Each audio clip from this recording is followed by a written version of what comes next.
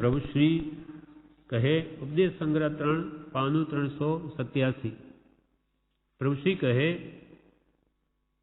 એક આત્માને ઓળખાય તો ફિકરના ફાકા માર્યા, એક આત્માને ઓળખાય તો ફિકરના ફાકા માર્યા, આત્મા ઓળખ્યો તે બોલી ઉઠ્યા.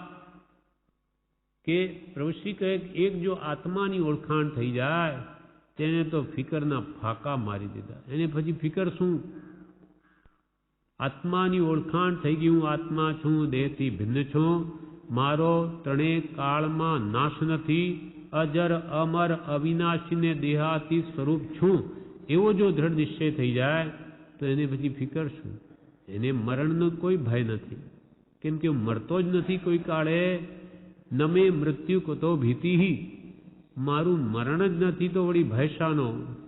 એટલે પ્રભુ શ્રી એક આત્માને ઓળખાય તો ફિકરના ફાકા માર્યા, આત્મા ઓળખ્યો તે તો બોલી ઉઠ્યા. આનંદગંજી જેણે આત્મા ઓળખ્યા, આત્મનાની હતા, એની વાત અહીંયા કે છે. આત્મા ઓળખ્યો તે તો બોલી ઉઠ્યા, અબ હમ અમર ભય ન મરેંગે. આનંદગંજીનું પદ, અબ હમ અમર ભય ન મરેંગે, અબ હમ અમર ભય ન મરેંગે. કેમ, શું થયું?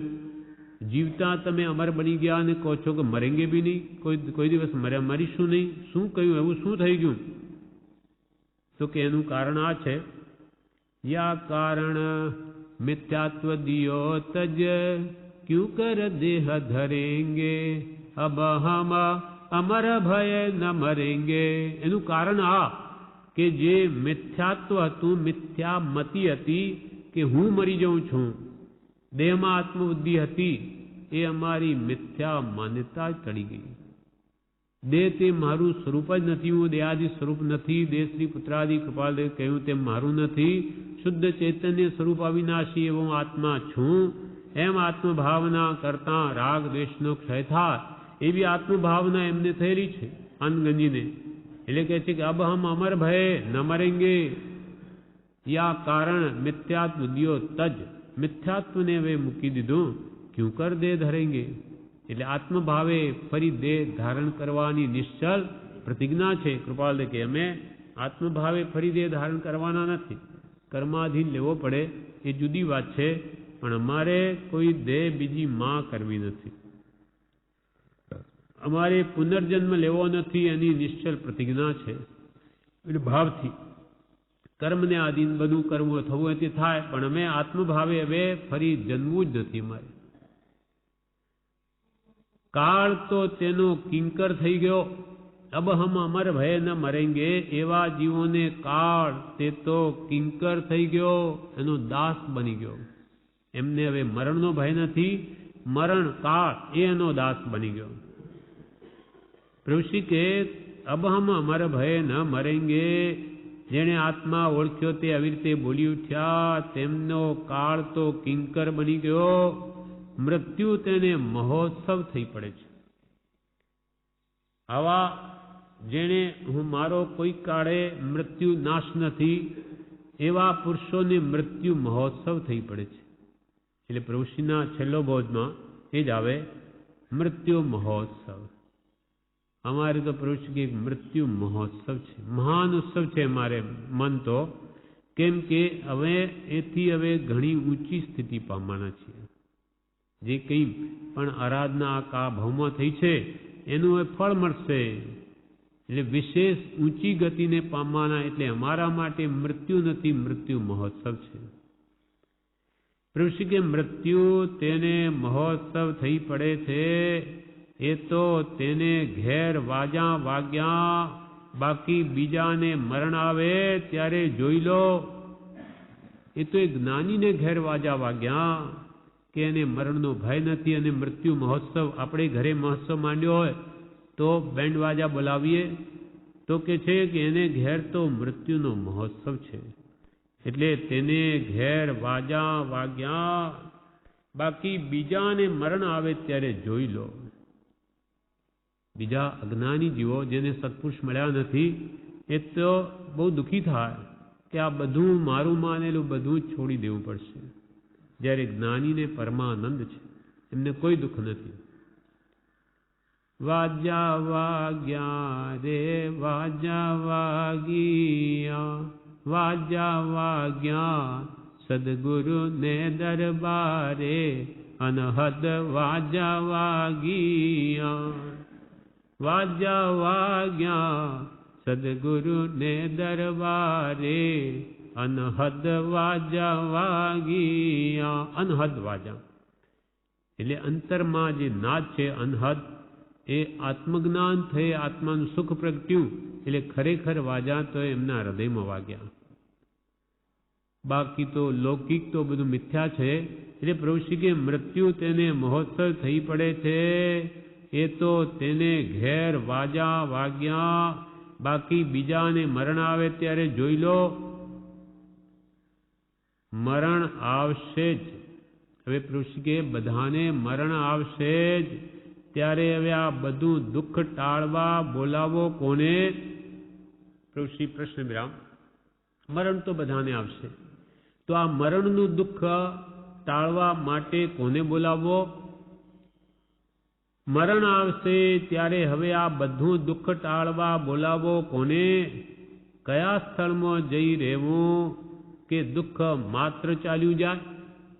પ્રભુ કે એવા કયા સ્થાનમાં જઈને રહેવું કે જેથી આ મરણનું દુઃખ સર્વકાળ માટે નાશ પામી જાય?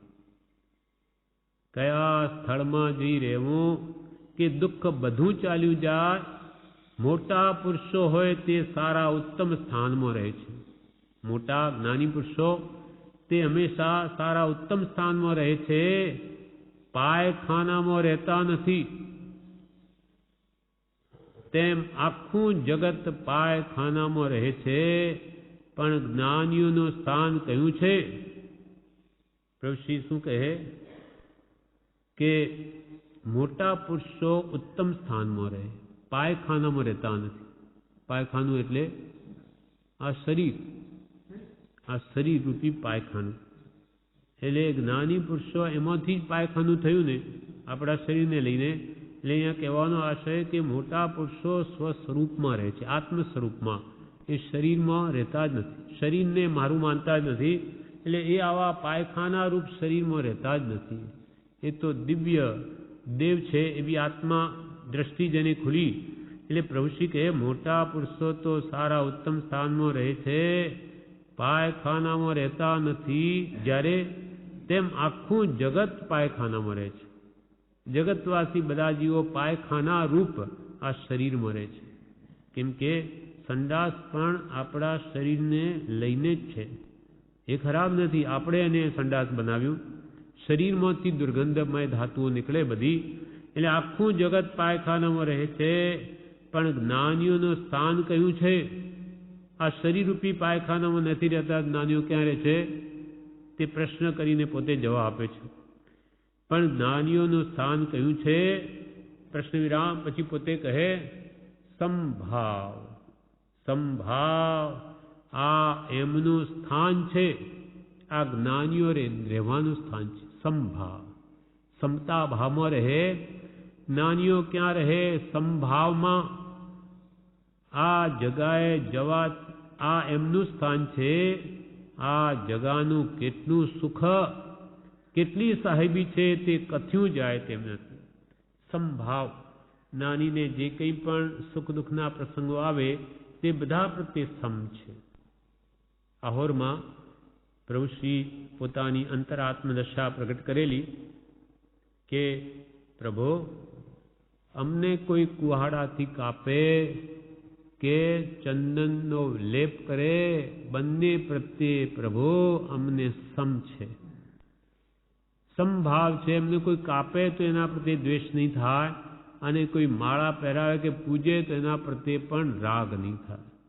એવી સમદશા એવા પ્રભુશ્રીને પ્રાપ્ત છે. એટલે જ્ઞાનીઓ તો કે સંભાવમાં રહે, એટલે એમને સદા સુખ છે. અને આ જગાનું એટલે આ સંભાવનું કેટલું સુખ, કેટલી સાહેબી છે તે કથ્યું જાય તેમ નથી. જે સુખ આત્માનો અનુભવ છે એ કંઈ મોઢેથી કહેવાય એમ નથી. આ તો અનુભવનો વિષય છે. અનુભવ ગોચર માત્ર રહ્યું તે જ્ઞાન. સાકરની મીઠાશ મોઢેથી ન કહેવાય, પણ અનુભવે તો જ ખબર પડે કે સાકર કેવી મીઠી હોય. એમ આત્માનો અનુભવ સુખ, આ જગાનું સંભાવનું કેટલું સુખ, કેટલી સાહેબી છે તે કથ્યું જાય તેમ નથી. આ જગાએ જવાથી દુઃખ માત્ર નાશ પામી જાય છે. ઋષિકે સંભાવમાં આત્મા આવ્યો તો બધા જ દુઃખ નાશ પામે. આ જગાએ જવાથી દુઃખ માત્ર નાશ પામી જાય છે. ચંડાલ જેવા નીચ ઘેર હલકા ભાવમાં જ્ઞાની રહેતા નથી, તેથી તેમને ભય માત્ર નાશ પામી ગયા છે. ચંડાલ કે નીચ ઘેર, ચંડાલ જેવા નીચ ઘેર હલકા ભાવમાં જ્ઞાની રહેતા નથી. આવા મોહમાં, વિકારિક ભાવોમાં, આવા હલકા ભાવોમાં જ્ઞાની રહેતા નથી. શુદ્ધ ભાવમાં રમે છે, માટે તેમને ભય માત્ર નાશ પામી ગયા છે. એમને કોઈ ભય નથી, કોઈ મરણનો ભય નથી, અને ઉત્તમ છે ચારિત્ર જેનું, એટલે એને પરભવનો ભય નથી, કોઈ ભય નથી. આ લોકનો ભય નથી, પરલોકનો ભય નથી, મૃત્યુનો ભય નથી, રોગનો ભય નથી, અરક્ષાનો ભય નથી. સાતે ભયથી મુક્ત છે.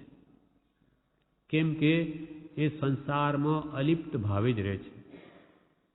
એકવાર નાનચંદભાઈ જે પુનાના હતા, એમને કૃપાલજીને પૂછ્યું કે આપ વ્યવહારમાં પણ ઉદાસીનતા કેમ રાખી શકો છો? વેપાર કરો, વ્યવહાર કરો, એમાં પણ ઉદાસીન એટલે વૈરાગ્ય ભાવમાં આપ કેવી રીતે રહી શકો? તો કૃપાલદેવે શું કહ્યું કે જેમ પાયખાનામાં માણસ રહે તેમ સંડાસમાં માણસ જાય, એને એવી ઈચ્છા ન હોય કે હું ત્યાં બેસી રહું, પણ કેટલો વેલો કાર્ય પતે ને અહીંયાથી નીકળી જાઉં બહાર, એ જ ઈચ્છા રહે. ત્યાં કઈ કલાકો બેસી રહેવાની ઈચ્છા ન થાય. કામ પૂરતું કામ છે. તેમ અમારે આ કર્મનો ઉદય, તેને લઈને આ સંસારમાં અમને રહેવું પડે છે. રહેવું નથી, રહેવું પડે છે. માટે નિરંતર ઉદાસીન વૃત્તિ અમે રાખી શકીએ છીએ. અમને એમાં કોઈ રસ નથી, પણ એવું દેહાધીન, આ કર્મને આધીન જીવની દશા હોવાથી નિકાચિત બનથી આ બધું કરવું પડે છે.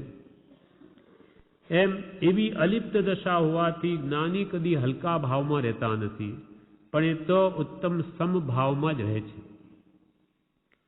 એક આત્માને જાણ્યો તેને સર્વ જાણ્યું, તેની શ્રદ્ધા, વિશ્વાસ, પ્રતીતિ થયે પણ કામ થઈ જશે. તમે કે કૃપાલજીનું વાક્ય કહ્યું, એક આત્માને જાણ્યો તેને સર્વ જાણ્યું. એક પોતાના આત્માને જેણે જાણ્યું તેને બધું જાણી લીધું. તે આત્માની શ્રદ્ધા, વિશ્વાસ, પ્રતીતિ થયે પણ કામ થઈ જશે. એટલે કૃપાળુ દેવે જેવો આત્મા જાણ્યો, જોયો, અનુભવ્યો, તેની તમે શ્રદ્ધા કરશો ને તોય કૃપાળ કે તોય પ્રભુ કે તમારું કામ થઈ જશે. આપણે નથી જાણ્યો, પણ મારા ગુરુએ જાણ્યો છે. એવી તમે શ્રદ્ધા, પ્રતીતિ, વિશ્વાસ જો રાખશો તો પણ તમારું કામ થઈ જશે. 6 પદનો પત્ર અમૂલ્ય છે. ઊંડા ઉતરવું જોઈએ, પકડ થવી જોઈએ. બધાની વચમાં કહ્યું છે, પણ સંભાવની પકડ કરી લેશે તેનું કામ થઈ જશે. પ્રભુ કે 6 પદનો પત્ર અમૂલ્ય છે, એમાં સમ્યક દર્શન રહેલું છે, પણ ઊંડા ઉતરવું જોઈએ કે પ્રથમ આત્મા છે તે કેવી રીતે છે, નિત્ય કેવી રીતે છે, કરતા ભોગતા, મોક્ષ, મોક્ષનો ઉપાય વગેરે, એમાં ઊંડા ઉતરવું જોઈએ. જે અવગાહન કાળ તે નિત્ય વિચારમાં કરી મતાંતર ત્યાજ. અવગાહવું એટલે ઊંડા ઉતરવું, ડૂબકી લગાવવી, તલસ્પર્શી જ્ઞાન મેળવવું. એમ પ્રભુશ્રી કહે 6 પદનો પત્ર અમૂલ્ય છે, પણ ઊંડા ઉતરવું જોઈએ, પકડ થવી જોઈએ. કૃપાલદેવે 6 પદ કયા, તેની શ્રદ્ધા થવી જોઈએ. બધાની વચમાં કહ્યું છે પ્રભુ કે આ સભામાં મેં આ વાત કરી, પણ સમભાવની પકડ કરી લેશે તેનું કામ થઈ જશે. સમભાવમાં આત્મા રહે તો સર્વકર્મ નાશ પામે અને એ જ આત્માનું ઘર છે. પણ એ વાતની જે પકડ કરશે તેનું કામ થશે. તારીખ 27/9/1935 પ્રભુશ્રી કહે, વાત કહેવાની ઘણી છે પણ કહેવાય નથી. સાંભળી સાંભળીને ફૂટ્યા કાન, સાંભળ્યું પણ ન સાંભળ્યા બરોબર કર્યું. કે કહેવાની વાત તો પ્રભુશ્રી કે ઘણી છે પણ કહેવાય નથી. કેમ? તો કે સાંભળી સાંભળીને ફૂટ્યા કાન, સાંભળ્યું પણ ન સાંભળ્યા બરોબર કર્યું. એટલે અમે કહીએ પણ તમે સાંભળો નહીં, અર્થાત સાંભળીને એ પ્રમાણે કરો નહીં, વર્તો નહીં, તો અમારે કહેવાનો અર્થ શું? કથા સુણી સુણી ફૂટ્યા કાન, તોય ન આવ્યું બ્રહ્મજ્ઞાન. કથા સાંભળી સાંભળીને કાન ફૂટી ગયા, અર્થાત વૃદ્ધ બની ગયો, થઈ ગયો, તો પણ કે છે બ્રહ્મ જ્ઞાન એટલે આત્માનું જ્ઞાન નહીં થયું. તો પ્રભુશ્રી કે કહેવાની વાત ઘણી છે પણ કહેવાય નથી. સાંભળી સાંભળીને ફૂટ્યા ક્યાં, સાંભળ્યું પણ ન સાંભળ્યા બરોબર કર્યું. કારણ કે ઉપયોગ પરિણમન તેમાં થયું નહીં, બાહ્ય રહ્યું. પરિણમન થવું જોઈએ. એ વાત પરિણમવી જોઈએ. અમે કહીએ તે જીવનમાં ઉતારવી જોઈએ. કારણ કે ઉપયોગ તમારો તેમાં લાવવો જોઈએ. પરિણમન તેમાં થયું નહીં, તેવા ભાવ થયા નહીં, તે પ્રમાણે પરિણમ્યું નહીં, બાહ્ય જ રહ્યું. જે પહેલાંથી કરતો હતો એ જ ભાવો રહ્યા, પણ પરિણમન થવું જોઈએ. એ વાત હવે જીવનમાં પરિણમવી જોઈએ. ક્ષોભસમ જોઈએ. વિચારની ખામી છે. સાથે પ્રભુશ્રી કે ક્ષોભસમ જોઈએ. નાના વર્ણીય કર્મનો ક્ષોભસમ જોઈએ તો વાત સમજાય અને દ્રઢ થાય. ક્ષોભસમ જોઈએ. વિચારની ખામી છે. વિચાર ધ્યાન છે. અંતર પરિણમન વિચારથી કરવું જોઈએ. પલટાવી નાખવું જોઈએ. પ્રભુશ્રી કે વિચારની ખામી છે. એટલે કૃપાળુ દેવે પણ કહ્યું કે કર વિચાર તો પામ. બીજું કહીએ કેટલું? કર વિચાર તો પામ. ઔષધ વિચાર ધ્યાન. વિચાર રૂપી ધ્યાન એ આત્મભ્રાંતિને હણવાનું ઔષધ છે, દૂર કરવાનું. ક્ષોભસમ જોઈએ. વિચારની ખામી છે. વિચાર ધ્યાન છે. વિચાર રૂપ ધ્યાન છે. આપણા માટે પહેલું એ જ ધ્યાન છે. આત્મ ધ્યાન તો જો આગળની વાત છે, આત્મા ઓળખ્યા પછી, પણ એના પહેલા કૃપાળુ દેવી ઔષધ વિચાર ધ્યાન, વિચાર રૂપ ધ્યાન તમારા માટે છે. એમ કહ્યું સત્પુરુષના વચનોને વિચારવા કે અંતર પરિણમન વિચારથી કરવું જોઈએ. અંદરમાં વાત પરિણમે ક્યારે? વિચાર કરે તો. અંતર પરિણમન વિચારથી કરવું જોઈએ. પલટાવી નાખવું જોઈએ. એટલે જે ઘરેડ પડી છે અનાદિની, એને હવે પલટાવી નાખવી જોઈએ. હવે તો આત્મા જોવાનું કરો. બીજું જોવાનું કર્યું છે, તેથી ફરીને એક આત્મા જોવાનું કરો. પૃષ્ઠ કે હવે તો એક આત્મા જોવાનું કરો. બીજું બધું બહુ જોયું. બીજું જોવાનું કર્યું છે, તેથી ફરીને એક આત્મા જોવાનું કરો. દ્રષ્ટિમાં ઝેર છે, તે અમૃત થાય તેમ કરો. દ્રષ્ટિમાં ઝેર છે. ઝેર કેવી રીતે? તો કે વચન નયન યમ નાહી. આ જીવને વચન અને નયનનો સંયમ નથી. જ્યાં જુએ છે ત્યાં રાગદ્વેષ કરે છે. એટલે પગ મૂકતા પાપ છે ને જોતા ઝેર છે. રાગદ્વેષ એ ઝેર છે. એટલે દ્રષ્ટિમાં ઝેર છે, તે અમૃત થાય તેમ કરો. દ્રષ્ટિ પલટાવી નાખો. એટલે કે પર્યાય દ્રષ્ટિ મૂકીને હવે દ્રવ્ય દ્રષ્ટિ કરો. બધા શરીર જુઓ છો, હવે આત્મા જુઓ. બધામાં दृष्टिમાં ઝેર છે તે અમૃત થાય તેમ કરો. માત્ર દ્રષ્ટિ કી ભૂલ હૈ.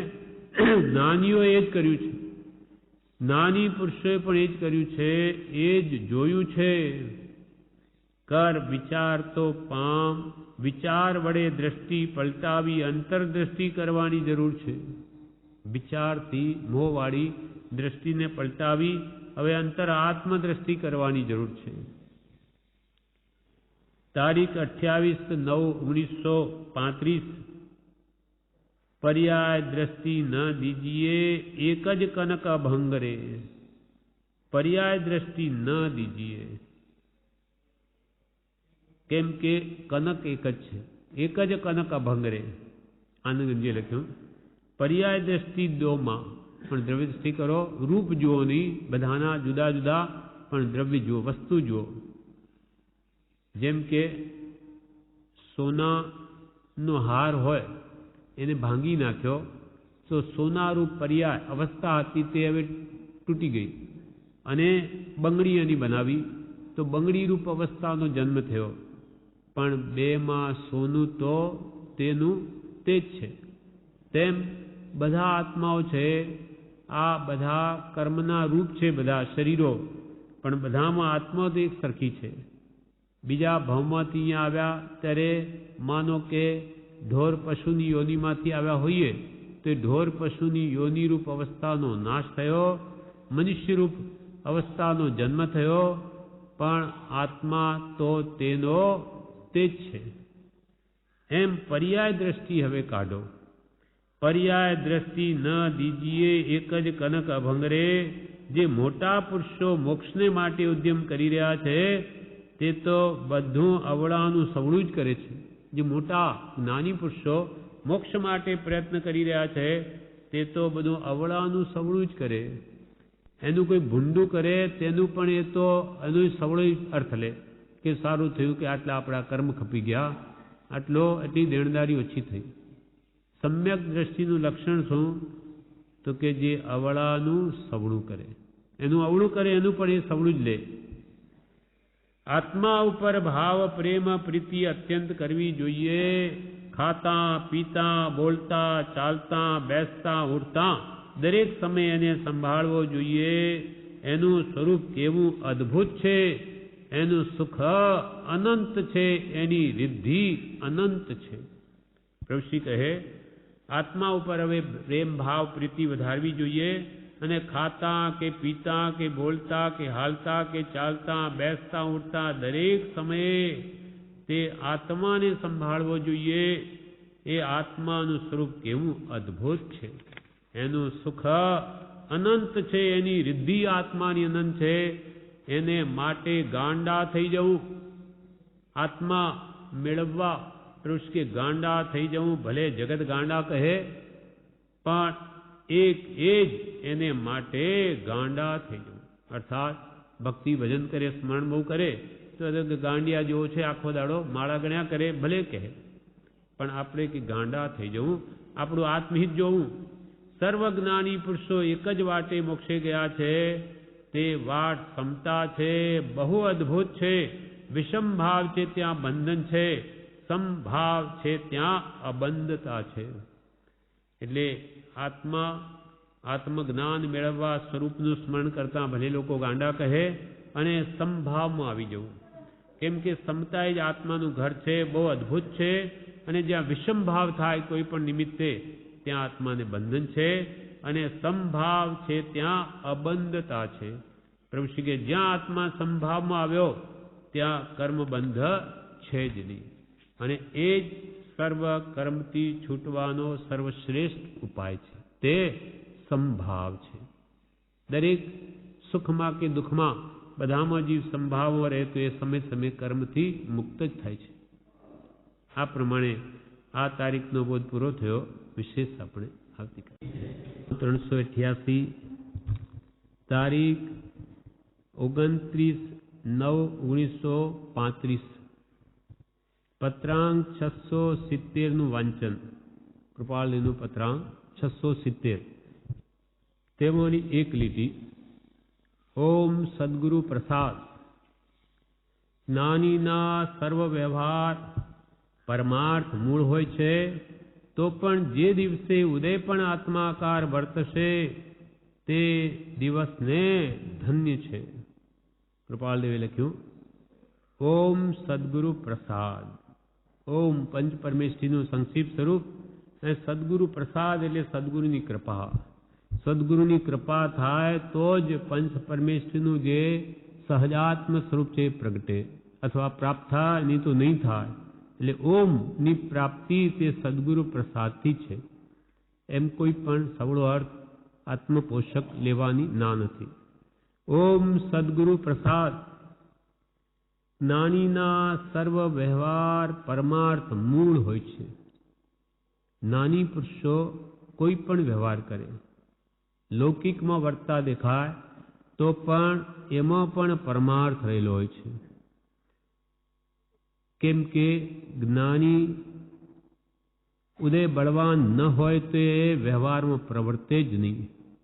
જ્ઞાનીની બધી ક્રિયા છૂટવા માટે છે. જ્ઞાનીના સર્વ વ્યવહાર પરમાર્થ મૂળ હોય છે.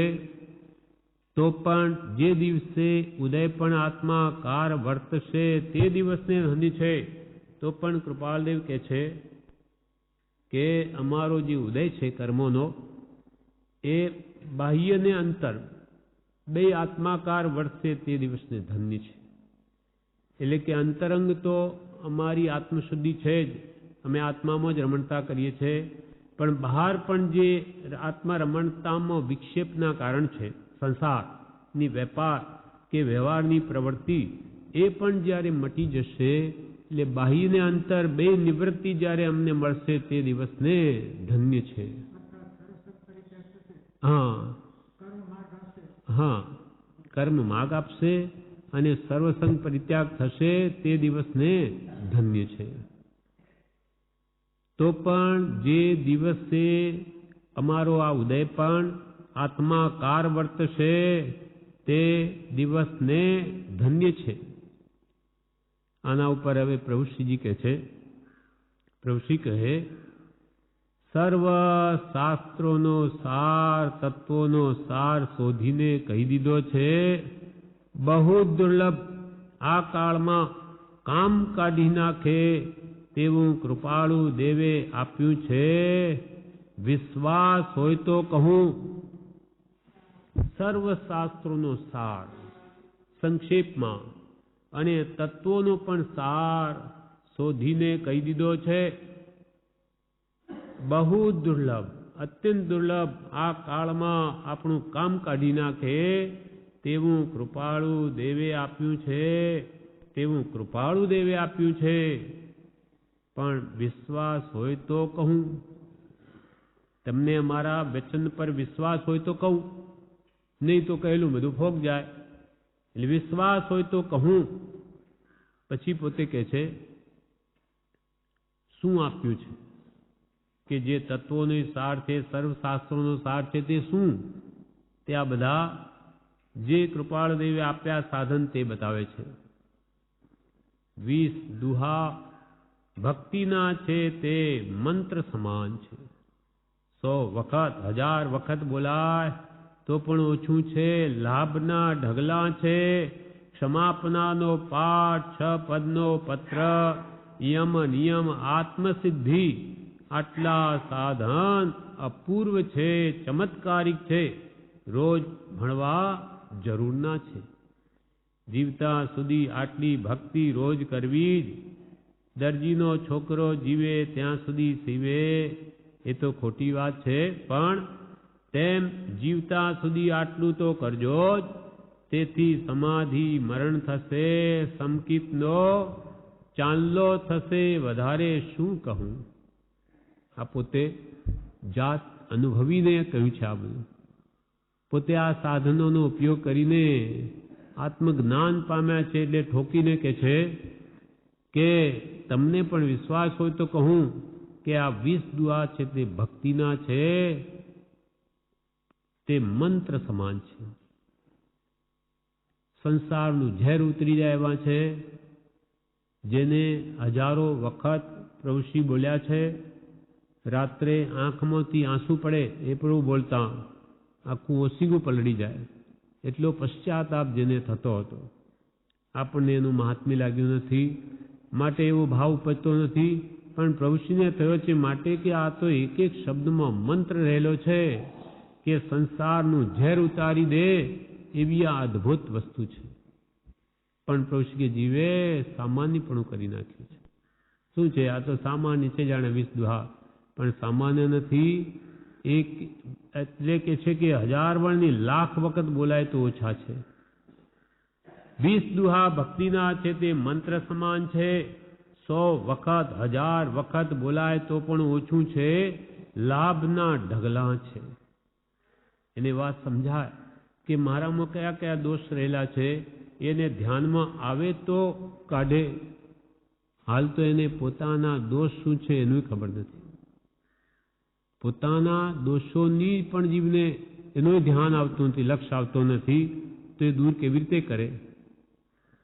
20 દુહા ભક્તિના છે તે 100 વખત 1000 વખત બોલાય તો પણ ઓછું છે, કેમ કે મંત્ર સમાન છે. લાભના ઢગલા છે. ક્ષમાપનાનો પાઠ જો ભાવ પર બોલવામાં આવે તો પ્રતિક્રમણ છે. બધા દોષોથી નિવૃત્ત થઈ જાય, પણ એવી સાચી ભાવના અંતરથી આવી જોઈએ. હે ભગવાન, હું બહુ ભૂલી ગયો. શું ભૂલી ગયો? તો કે તમારા કહેલા અમૂલ્ય વચનને લક્ષ્યમાં લીધા નથી. બોલ્યો છું, પણ એના પ્રત્યે લક્ષ્યપૂર્વક શું કહેવું છે એમનું એ મેં ધ્યાનમાં જ લીધું નથી. આમ રોજે બોલાવે છે કે કોઈક વાર તો એને ભાન આવે કે શું કહેવું છે જ્ઞાની પુરુષોનું. ક્ષમાપનાનો પાઠ 6 પદનો પત્ર, જેમાં 6 પદ ક્યાં, જેમાં સમ્યક દર્શન રહેલું છે 6 પદની શ્રદ્ધામાં. એ 6 પદનો પત્ર યમ નિયમ, જેમાં અનંતવાર સાધન કર્યા પણ જ્ઞાની પુરુષની આજ્ઞાથી રહિત કર્યા, માટે નથી તત્વને પામ્યો. અને બિન સદગુરુ કોઈને ભેદ નહીં. મુખ આગલ હે કહ બાત કહે. પોતાની પાસે જ છે, કંઈ બહારથી કોઈની પાસે આવવાનું નથી. પણ આ જીવે સત્પુરુષને આજ્ઞાને મુખ્ય કરીને લીધા નથી, યમ નિયમ પાળ્યા નથી. યમ નિયમ અને આત્મસિદ્ધિ એ 6 પદના પત્રનો જ વિસ્તાર છે. એ 6 પદ, પ્રથમ પદ આત્મા છે, નિત્ય છે, કર્તા છે, ભોગતા છે, મોક્ષ છે અને મોક્ષનો ઉપાય છે. એનું દ્રઢ શ્રદ્ધાન થઈ જાય તો સમ્યક દર્શન થઈ જાય, આત્મજ્ઞાન થઈ જાય. આટલા સાધન અપૂર્વ છે. અપૂર્વ છે એટલે પૂર્વે મળ્યા નથી. તો કે શું નથી મળ્યા? તીર્થંકરની સભામાં જઈ આવ્યો એવો પણ બોધ છે. તો કે એ ગયો, પણ એને આ તીર્થંકર છે કે ભગવાન છે માનીને એનો ઉપદેશ ગ્રહણ કર્યો જ નથી. એની આજ્ઞા ઉપાસી જ નથી. માટે કલ્યાણ એમ મળ્યા ન મળ્યા બરાબર છે. સત્પુરુષનો બેટો પણ અનંતકાળના પરિભ્રમો થયો છે, નથી થયો એવું નથી, પણ એમને માને નહીં, શ્રદ્ધે નહીં, એની આજ્ઞાએ વર્તે નહીં, તો એ યોગ પણ અયોગ જ છે. એ નહીં થયા બરાબર જ છે. એટલે પ્રભુશ્રી કહે આટલા સાધન અપૂર્વ છે, પૂર્વે નથી મળ્યા એમ માની લો. ચમત્કારિક છે. ચૈતન્ય ચમત્કાર જે સૃષ્ટિના લક્ષ્યમાં નથી, તે આ સાધનોથી ચૈતન્ય એવો આત્મા અનંત ગુણનો ધણી એ પ્રગટ થઈ શકે છે. ચૈતન્ય ચમત્કાર એટલે આ ચમત્કારિક છે. રોજ ભણવા જરૂર ના છે, આજ ભૂલી જાય. અનાદિનો અભ્યાસ વિપરીત છે. એટલે આ 3 પાઠ, 6 પદનો પત્ર ને આત્મસિદ્ધિ રોજ ભણવા જરૂરના છે. જીવતા સુધી આટલી ભક્તિ રોજ કરવી જ. કે આટલી ભક્તિ તો જીવો છો તમે ત્યાં સુધી રોજ કરજો જ. બડી દ્રષ્ટાંત આપ્યું કે દરજીનો છોકરો જીવે ત્યાં સુધી સીવે, પણ એ તો ખોટી વાત છે. સીવે ને ન પણ સીવે, પણ તેમ જીવતા સુધી આટલું તો કરજો જ. તમે તો જીવતા સુધી આ કરજો જ. શું થશે એથી? તેથી સમાધિ મરણ થશે, સમકિતનો ચાંદલો થશે. તમારું સમાધિ મરણ થઈ જશે. આ 6 પદની શ્રદ્ધાથી તમને આત્મા કોઈ કાળે મરતો નથી, આત્મા છે, અને નિત્ય પદની શ્રદ્ધા થઈ ગઈ તો મરણનો ભય ટળી ગયો. અને કરતા ભોગતા પદની શ્રદ્ધા થઈ ગઈ તો કોઈ જીવ ખોટું કામ કરે નહીં, પાપ બાંધે નહીં, તો એને દુર્ગતિનો ભય ટળી ગયો. અને મુક્તિ મેળવી શકાયની શ્રદ્ધા થઈ ગઈ તો એ સદા આનંદમાં રહી શકે. કેમ કે અંતે મુક્તિ મળશે ઉત્તમ સાધનોથી, અને મોક્ષ પદના ઉપાયમાં મોક્ષની શ્રદ્ધા થવાથી વર્તવાનો છે જ્ઞાનદર્શન ચારિત્રમાં. તેને ભય શું, એની ચિંતા શું, આ ભવ પરભવ બધું જ સુખરૂપ થઈ જાય. જ્ઞાની પુરુષના આશ્રિત આ ભવે સુખી, ભવો ભવ સુખી છે. શ્રદ્ધારૂપ સંકિત પણ જેને છે તે સમ્યક દ્રષ્ટિ સદા સુખી અને મિથ્યા દ્રષ્ટિ સદા દુઃખી. જેની દ્રષ્ટિ મિથ્યા તે અહીં દુઃખી અને દેવલોકમાં દુઃખી. ત્યાં પણ ઈચ્છાઓ એને પજવે, અને સમ્યક દ્રષ્ટિ તો અહીંયા સુખી ને આગળ સુખી. એટલે પ્રભુશ્રી કે જીવતા સુધી તો આટલી ભક્તિ રોજ કરવી, દરજીનો છોકરો જીવે ત્યાં સુધી સીવે તો ખોટી વાત છે, પણ તેમ જીવતા સુધી આટલું તો કરજો જ. તેથી સમાધિ મરણ થશે, તમારું મરણ સમાધિ મરણ થશે.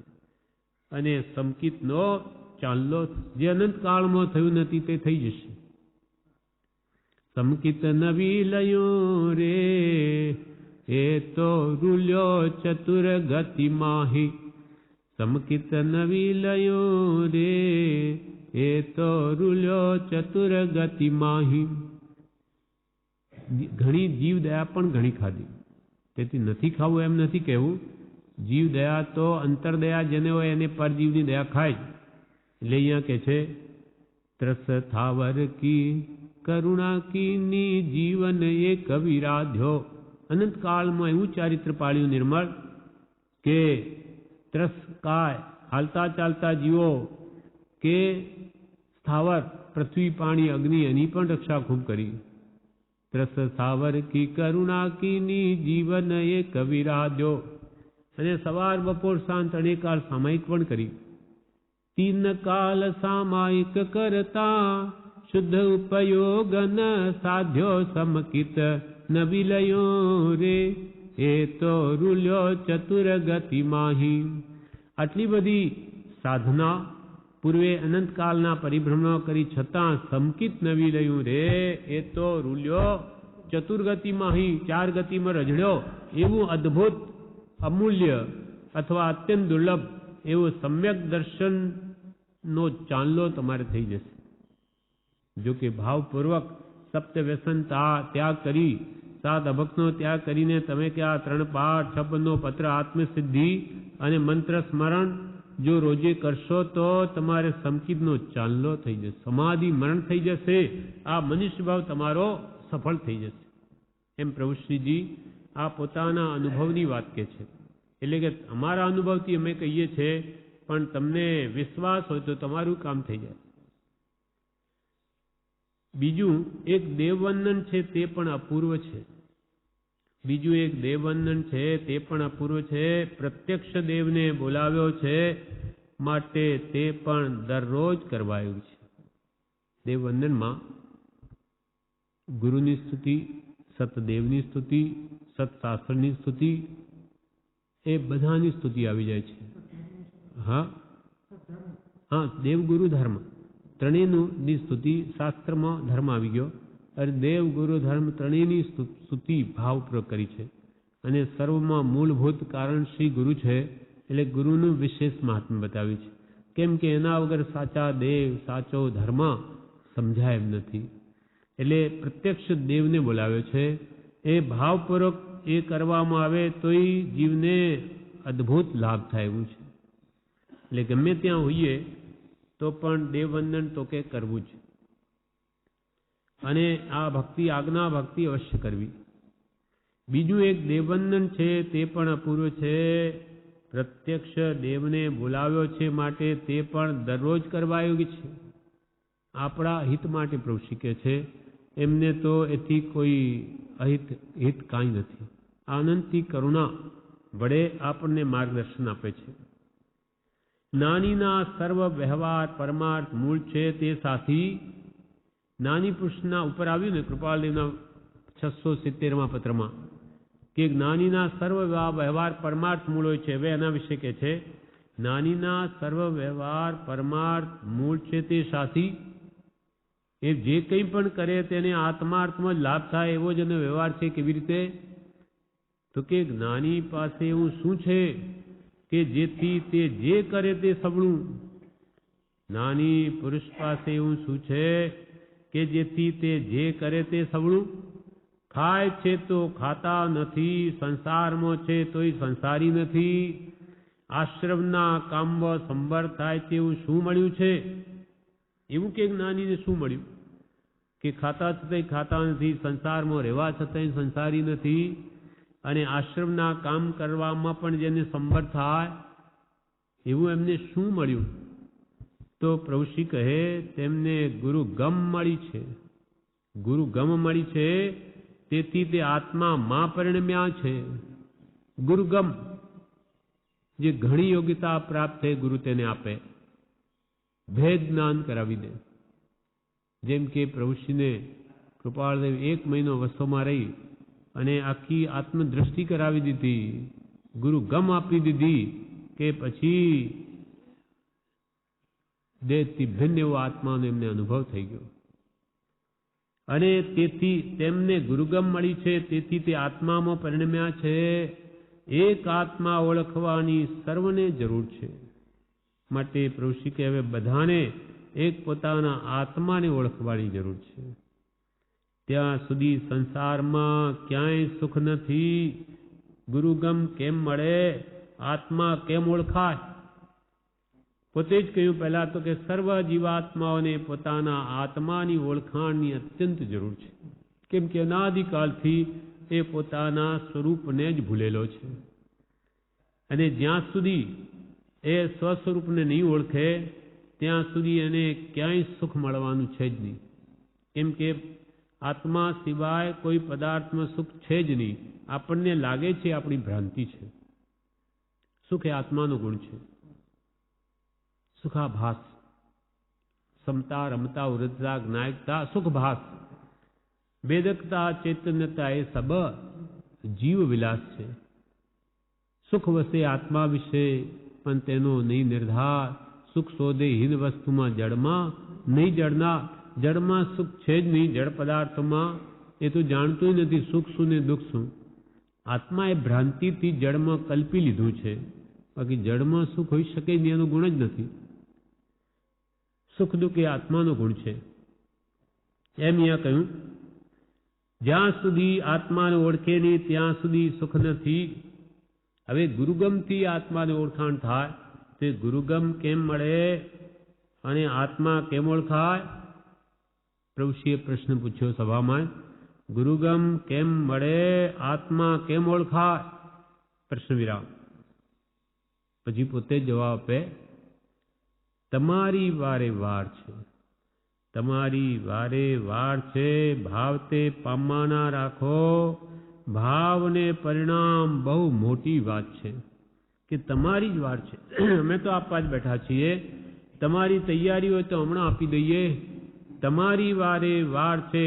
તમારી યોગ્યતાની ખામી છે. ભાવ તે પામવાના રાખો, એટલે આત્માને ઓળખવાના રાખો. ભાવ અને પરિણામ બહુ મોટી વાત છે. એનો વિશેષ ભેદ તો મને ખબર નથી. આમ તો પરિણામ એટલે ભાવ જ થાય છે. વિશેષ બળ આપવા કહ્યું હોય એમ હોઈ શકે, અથવા વિશેષ કોઈ સૂક્ષ્મ ભેદ પણ હોય કદાચ. આમ તો આપણે પરિણામ સારા રાખવા એટલે કે ભાઈ ભાવ સારા રાખવા, એને ભાવ અને પરિણામ બહુ મોટી વાત છે એમ કહ્યું પ્રભુશ્રીએ. પણ તે વસ્તુને મેળવવાના ભાવ વિના, તેની ઝૂરણા વિના કોઈ પામ્યા નથી. એટલે આત્મા શુદ્ધિ કરવાના ભાવ વિના આપોઆપ આત્માની શુદ્ધિ થવાની નથી, કે આત્માની ઓળખાણ પણ થવાની નથી. કેમ કે એ રૂપી દ્રવ્ય નથી. આ વસ્તુઓ જેમ દેખાય તેમ આત્મા કોઈ દેખાવાનો નથી.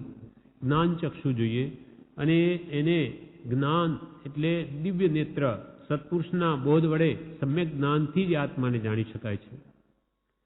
એટલે તમારી વારે વાર છે. ભાવ તે આત્માને પામવાના રાખો. ભાવ અને પરિણામ બહુ મોટી વાત છે. બહુ મોટી વાત છે. કેમ કે ભાવ જ ન હોય એ જોવાના કે મેળવવાના, તો એના માટે પ્રયત્ન જ કોણ કરે? આત્માને જોવાની કે ઓળખવાની કઈ રુચિ હોય તો જ્ઞાની પુરુષની વાત ગળે ઉતરે. નહીં તો એને જ્ઞાનીની જરૂરત જ નથી. એટલે ભાવ એટલે જિજ્ઞાસા. કૃપાલદેવ પણ કે જિજ્ઞાસા એ તો એક મોટો ગુણ જાણીએ છીએ. ભાવ અને પરિણામ બહુ મોટી વાત છે. તે વસ્તુને મેળવવાના ભાવ વિના, તેની ઝૂરણા વિના કોઈ પામ્યા નથી. આત્માને ઓળખવાની ઝૂરણા વિના કોઈ આત્માને પામ્યા નથી. એની મેળે એ વસ્તુ આવીને મળી જવાની નથી. કૃપાલ પ્રભુશ્રી કે એની મેળે આત્માની ઓળખાણ થવાની નથી. એની મેળે એ વસ્તુ આવીને મળી જવાની નથી. તેની પ્રાપ્તિ માટે ભાવ વધારો. આત્માને ઓળખવા માટે તમારી જિજ્ઞાસા વધારો કે હું કોણ છું એ સમજી એનું આત્મા છું તો એની પ્રાપ્તિ કેમ થાય, એની ઝૂરણા વધારો, ઈચ્છાની પ્રબળતા વધારો. તેની પ્રાપ્તિ માટે ભાવ વધારો. મરણ તો બધાને એક કાળે જરૂર આવશે, કોઈને છોડવાનું નથી. તમારો એક સમય એવો આવશે કે જ્યારે આ દેહ તો નિયમમાં છૂટશે જ. તમે આ દેહને નહીં રાખી શકો અને દેહના 10 પ્રાણને જ મરણ કહેવામાં આવે છે. આત્માનું તો કોઈ કાળે મરણ છે જ નહીં.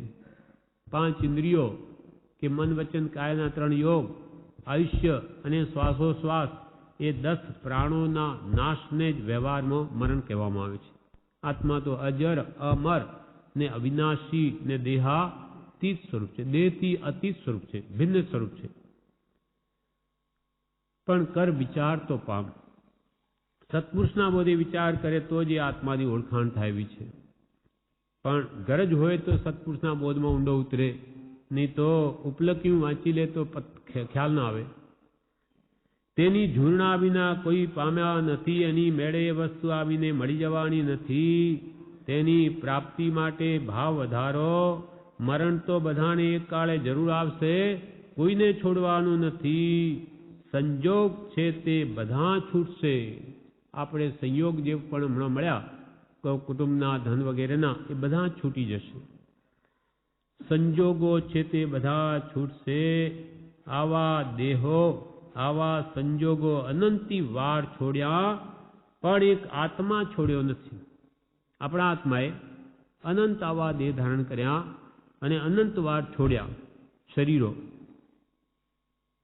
તે આવા દેહો અને આવા સંજોગો કુટુંબના, ધનાદિ વગેરેના અનંત વાર છોડ્યા. અનંત આવી રીતે આ બધા અધૂરા મૂકીને કહ્યું કે અનંતી માઓને રડતી મૂકી છે. એટલે કે અનંત જન્મ મરણ કર્યા છે. આવા દેહો, આવા સંજોગો અનંતી વાર છોડ્યા, પણ એક આત્મા છોડ્યો નથી. તે મરવાનો નથી, કેમ કે આત્મા પોતે જ છે. આ આત્માનો કોઈ કાળે નાશ થયો નથી. માટે સંજોગો છૂટ્યા, શરીર છૂટ્યા, પણ આત્મા કોઈ દિવસ પોતાનું જ સ્વરૂપ છે. તે પોતે પોતાથી કેવી રીતે જુદો થઈ શકે? અને એક આત્મા છોડ્યો નથી, તે મરવાનો નથી. ફક્ત તેની ઓળખાણ કરી લેવાનો અવસર આવ્યો છે. આવો જોગ પ્રભુશ્રી કે અદ્ભુત અવસર આવ્યો છે. આવા સત્પુરુષ મળ્યા કે જેને આપણે મુખ્યત્વે આત્મદ્રષ્ટિ કરાવી. એટલે કે આવી આત્માની ઓળખાણ કરી લેવાનો અવસર આવ્યો છે. માટે ચેતી જાઓ, તૈયાર થઈ જાઓ. એક એને માટે જ જીવવું. ચેતી જાઓ, હવે તૈયાર થઈ જાઓ અને એક આત્માને માટે જ જીવવું. આત્મા માટે જીવન જીવવું લક્ષ્ય રાખી સદા એ પામું સાચો જીવન પલટો મોક્ષ માર્ગી થવાનું. બ્રહ્મચારીજીએ લખ્યું પદ કે મંત્રે મંત્ર્યો સ્મરણ કરતો કાળ કાઢું. હવે તો જે કંઈ સમય રહ્યો હોય તે મંત્ર જે મારા સ્વરૂપનું ધ્યાન છે કૃપાલદેવે આપ્યું એના રટણમાં જ કાળ કાઢું. અને પરભણી ભૂલી બીજાના તરફની દ્રષ્ટિ મૂકી દઈ બોલ ભૂલું પરાયા, પરાયા બોલ ભૂલું, અને આત્મા માટે જ જીવન જીવવું લક્ષ્ય રાખી સદાય પામું સાચો જીવન પલટો. શા માટે? મોક્ષ માર્ગી થવાનું. એ જ પ્રભુશ્રી કહે છે હવે ચેતી જાઓ, તૈયાર થઈ જાઓ. એક એને માટે જ જીવવું.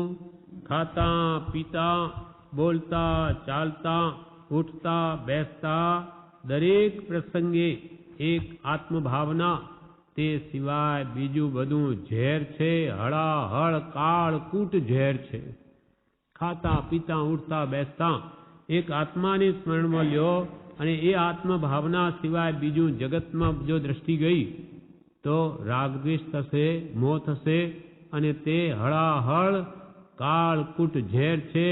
આ બાહ્ય આંખો ફોડી નાખવી, અંતરની આંખો ઉઘાડવી, જ્યાં ત્યાં એક તુહી આત્મા જ જોવો. પુરુષ કે આ બાહ્ય આંખો ફોડી નાખવી એટલે શું? આંખો ફોડી નાખવી એમ નથી કહેવું, એટલે કે એ આંખો વડે જે પર્યાય દ્રષ્ટિ થઈ રહી છે, રૂપ રંગાદી જીવ જોએ છે શરીરનો, એ બધું મૂકી દેવું. હવે દ્રવ્ય દ્રષ્ટિ કરો. આ બાહ્ય ભાવના, બાહ્ય આત્મા છે, એની પર્યાય દ્રષ્ટિ હવે મૂકી દો. આ બાહ્ય આંખો ફોડી નાખવી, અંતરની આંખો ઉઘાડવી. અથવા હવે બધામાં આત્મા જોવો, અંતરની આંખો ઉઘાડવી અને જ્યાં ત્યાં એક તુહી આત્મા જ જોવો. પુરુષ કે હવે શરીરની આત્મા જુઓ.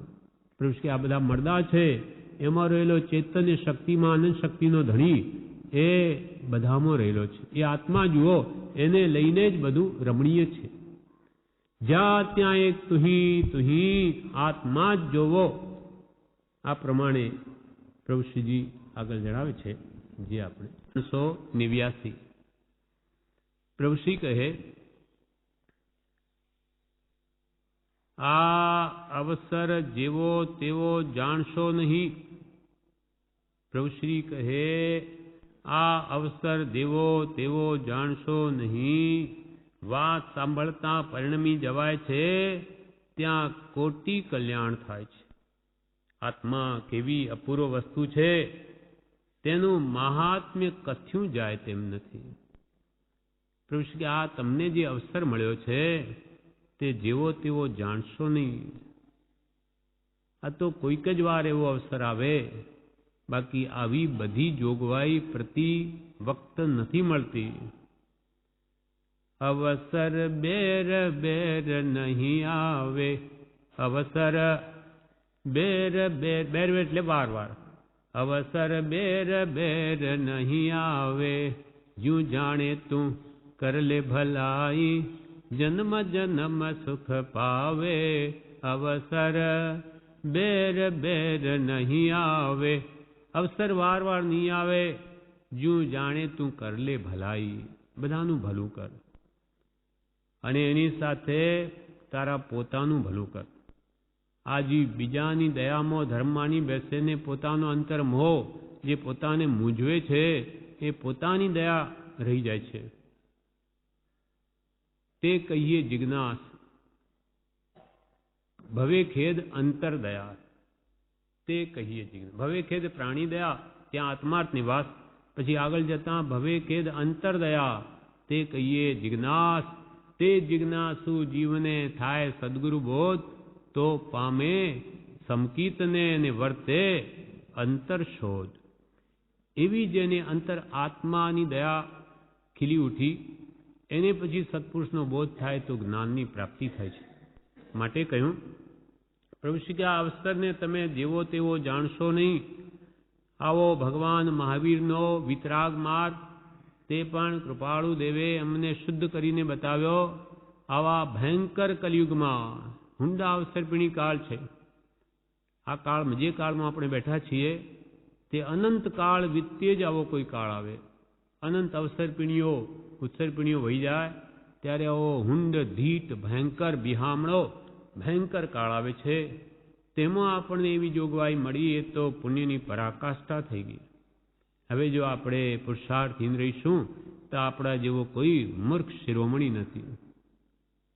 અવસર પામી આળસ કરશે તે મૂર્ખમાં પહેલો જી. ભૂખ્યાને જેમ ઘેબર દેતા હાથન માંડે ઘેલો જીવ. અવસર પામીને આળસ કરે તે જ્ઞાની આનંદગંજી કે મૂર્ખમાં પહેલો છે. યશોવિજયજી કહે પણ જેમ કે ભૂખ્યો માણસ હોય ને તેને ઘેબર આપે કોઈ દયા કરીને, તો એ પણ કે ના મારે નહીં જોઈએ, તો કે આ મૂર્ખ શિરોમણી છે.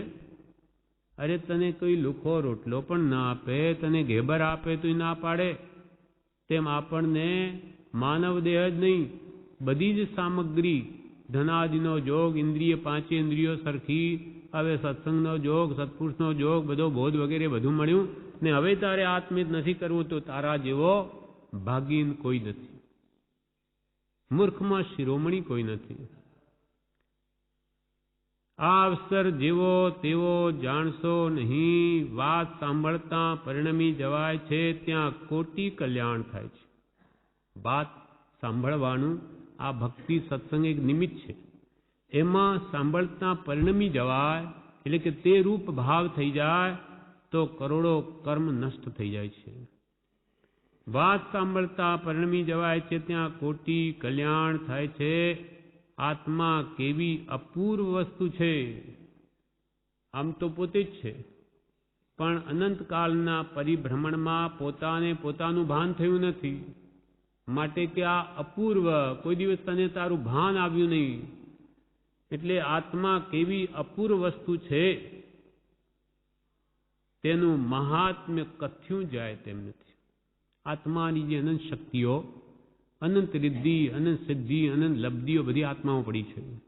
અહીંયા બેઠો 14 રાજલોક જોઈ શકે, જાણી શકે અને અનંત સુખ વેદી શકે એવી એની શક્તિ છે પ્રત્યેક આત્માની.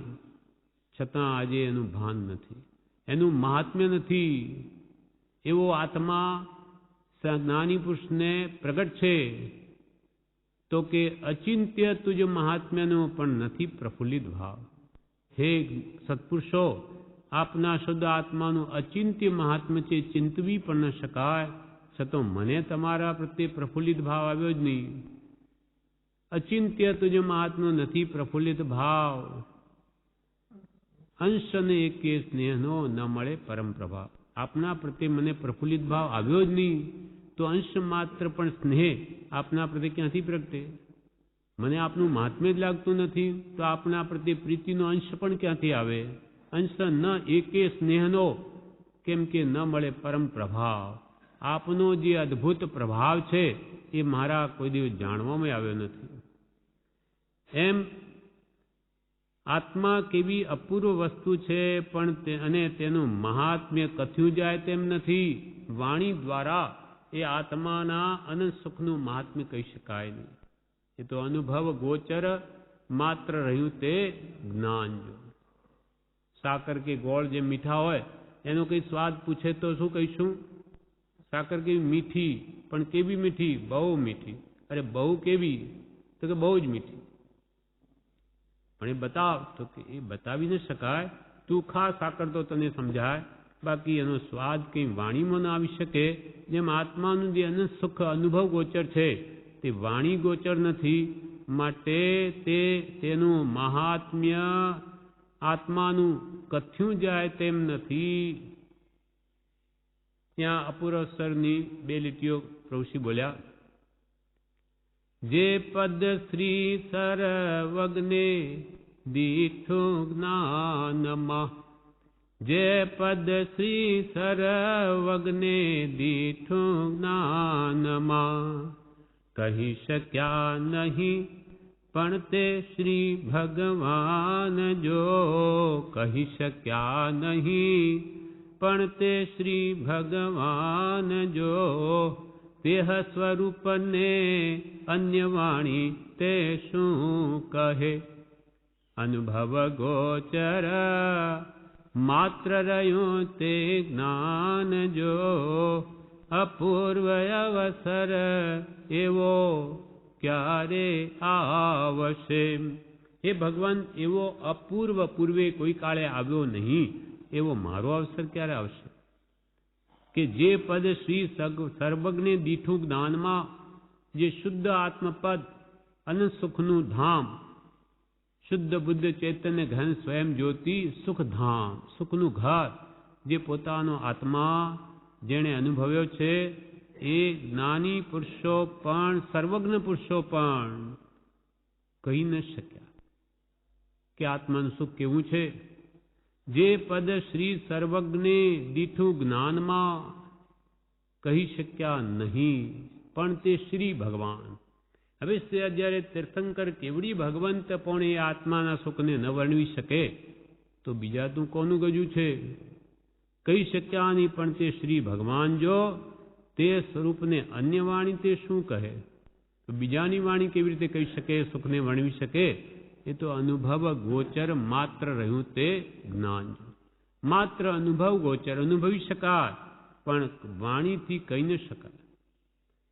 એટલે પ્રભુશ્રી કહે એની વાત, એનો વિચાર, એના ઉપર પ્રેમ પ્રીતિ ભાવ થાય છે ત્યાં કોટી કર્મ ખપે છે. જે સર્વજ્ઞે જ્ઞાનમાં આત્માનું શુદ્ધ પરમપદ જોયું અને સુખનું ધામ, એની વાત, એનો વિચાર, એના ઉપર પ્રેમ પ્રીતિ ભાવ થાય છે શુદ્ધ આત્મા ઉપર, ત્યાં કોટી કર્મ ખપે છે. કરોડો કર્મોનો ઘુસાડિયો થઈ જાય છે. કેમ કે શુદ્ધ આત્મા પ્રત્યે એની પ્રીતિ જાગી. અનાદિથી અને પર્યાય શરીરાદિ પ્રત્યે પ્રેમ છે, એ બદલી અને શુદ્ધ આત્મા પ્રત્યે જો એની પ્રીતિ જાગે તો પ્રભુ કે કરોડો કર્મનો ક્ષય થઈ જાય. એ આત્મા અને શુદ્ધ આત્માનો વિચાર, એના ઉપર પ્રેમ પ્રીતિ ભાવ થાય છે ત્યાં કોટી કર્મ ખપે છે. પર્યાય દ્રષ્ટિ ના દીજીએ એક જ કનક અભંગરે, નિર્વિકલ્પ રસ પીજીએ શુદ્ધ નિરંજન એકરે. પ્રભુ શ્રી સ્તવનની બે લીટીઓ બોલ્યા કે પર્યાય દ્રષ્ટિ ન દીજીએ. હવે પર્યાયને જુઓમાં, પર્યાય તે અવસ્થા, આ બધા આપણે બેઠા છે એ બધી કર્મની અવસ્થા છે. શરીર જે ધારણ કર્યું એ નોકર્મ છે, એક અવસ્થા છે આત્માની, પર્યાય છે, પણ એ આત્મા નથી. નિશ્ચયની આત્મા તો શુદ્ધ બુદ્ધ ચૈતન્ય ઘન છે, સ્વયં જ્યોતિ સ્વરૂપ છે, સુખનું ધામ છે. અને કૃપાળુ દેવ કે બીજું કહીએ કેટલું કર વિચાર તો પામ. તું વિચાર કરે તો તને પ્રાપ્તિ થઈ શકે, બાકી તો કેટલું કહીએ. એટલે પર્યાય દ્રષ્ટિ ન દીજીએ, એટલે કોઈના શરીર રૂપ રંગાદિ ન જોઈએ. કેમ કે એક જ કનક અભંગરે. કનક એટલે સોનું. સોનું અભંગ છે. જેમ કે એક સોનાની બંગડી બની હોય, બંગડીને આપણે તોડી નાખીએ અને એનો હાર બનાવીએ તો બંગડી રૂપ પર્યાય એટલે અવસ્થાનો નાશ, અને સોના અને હાર રૂપ અવસ્થાનો જન્મ, અને સોનું તો તેનું તે છે.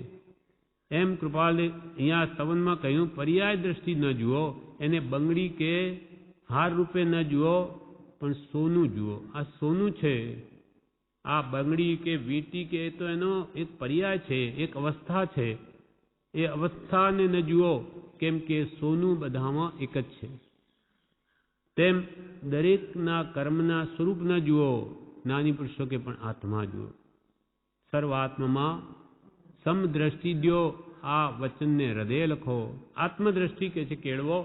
પર્યાય દ્રષ્ટિ ન દીજીએ, એક જ કનક ભંગરે, નિર્વિકલ્પ રસ પીજીએ શુદ્ધ નિરંજન એકરે. આ બધામાં નિરંજન પરમાત્મા એક છે. બાળક, વૃદ્ધ, સ્ત્રી, પુરુષ, વાણીઓ, બ્રાહ્મણ, પ્રભુ કે એ કર્મનું સ્વરૂપ છે. પ્રભુ આત્માનો હોય, બધામાં આત્મદ્રષ્ટિ કેળવો. એ શુદ્ધ પરમાત્મા જેવો, સિદ્ધ બુદ્ધ સિદ્ધ જેવો સર્વમાં આત્મા છે. નિરંજન સ્વરૂપ છે. નિશ્ચય નહીં, એમાં કંઈ કર્મનું અંજન છે જ નહીં. એવા નિર્વિકલ્પ રસ પીજીએ શુદ્ધ નિરંજન એ કરે. બધામાં શુદ્ધ આત્મા જોઈને નિર્વિકલ્પ બની જાઓ કે બધા પરમાત્મા છે, તો રાગદ્વેષ નહીં થાય. એ ઘટવા માંડશે પણ એકદમ નહીં થાય. અભ્યાસ એ સિદ્ધિ છે, પણ જે અભ્યાસ કરે તેને આવું થઈ પણ શકે છે. એવું જ્ઞાનીએ કર્યું છે, માટે આપણને કહે છે પર્યાય દ્રષ્ટિ ન દીજીએ, એક જ કનક ભંગરે, નિર્વિકલ્પ રસ પીજીએ શુદ્ધ નિરંજન એ કરે. બધા નિરંજન પરમાત્મા બધામાં એક જ છે. અર્થાત બધા શુદ્ધ આત્માઓ નિશ્ચયને એક જ સ્વરૂપે છે. એક એટલે એક ઈશ્વરના બધા અંશ નથી. દરેકનું અસ્તિત્વ ભિન્ન છે.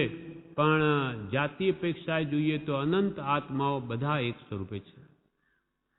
કોઈનો એક પ્રદેશ ઓછો નથી કે કોઈનો વધારે નથી કે કોઈની શક્તિમાં કે ગુણોમાં પણ કોઈ ફેર નથી.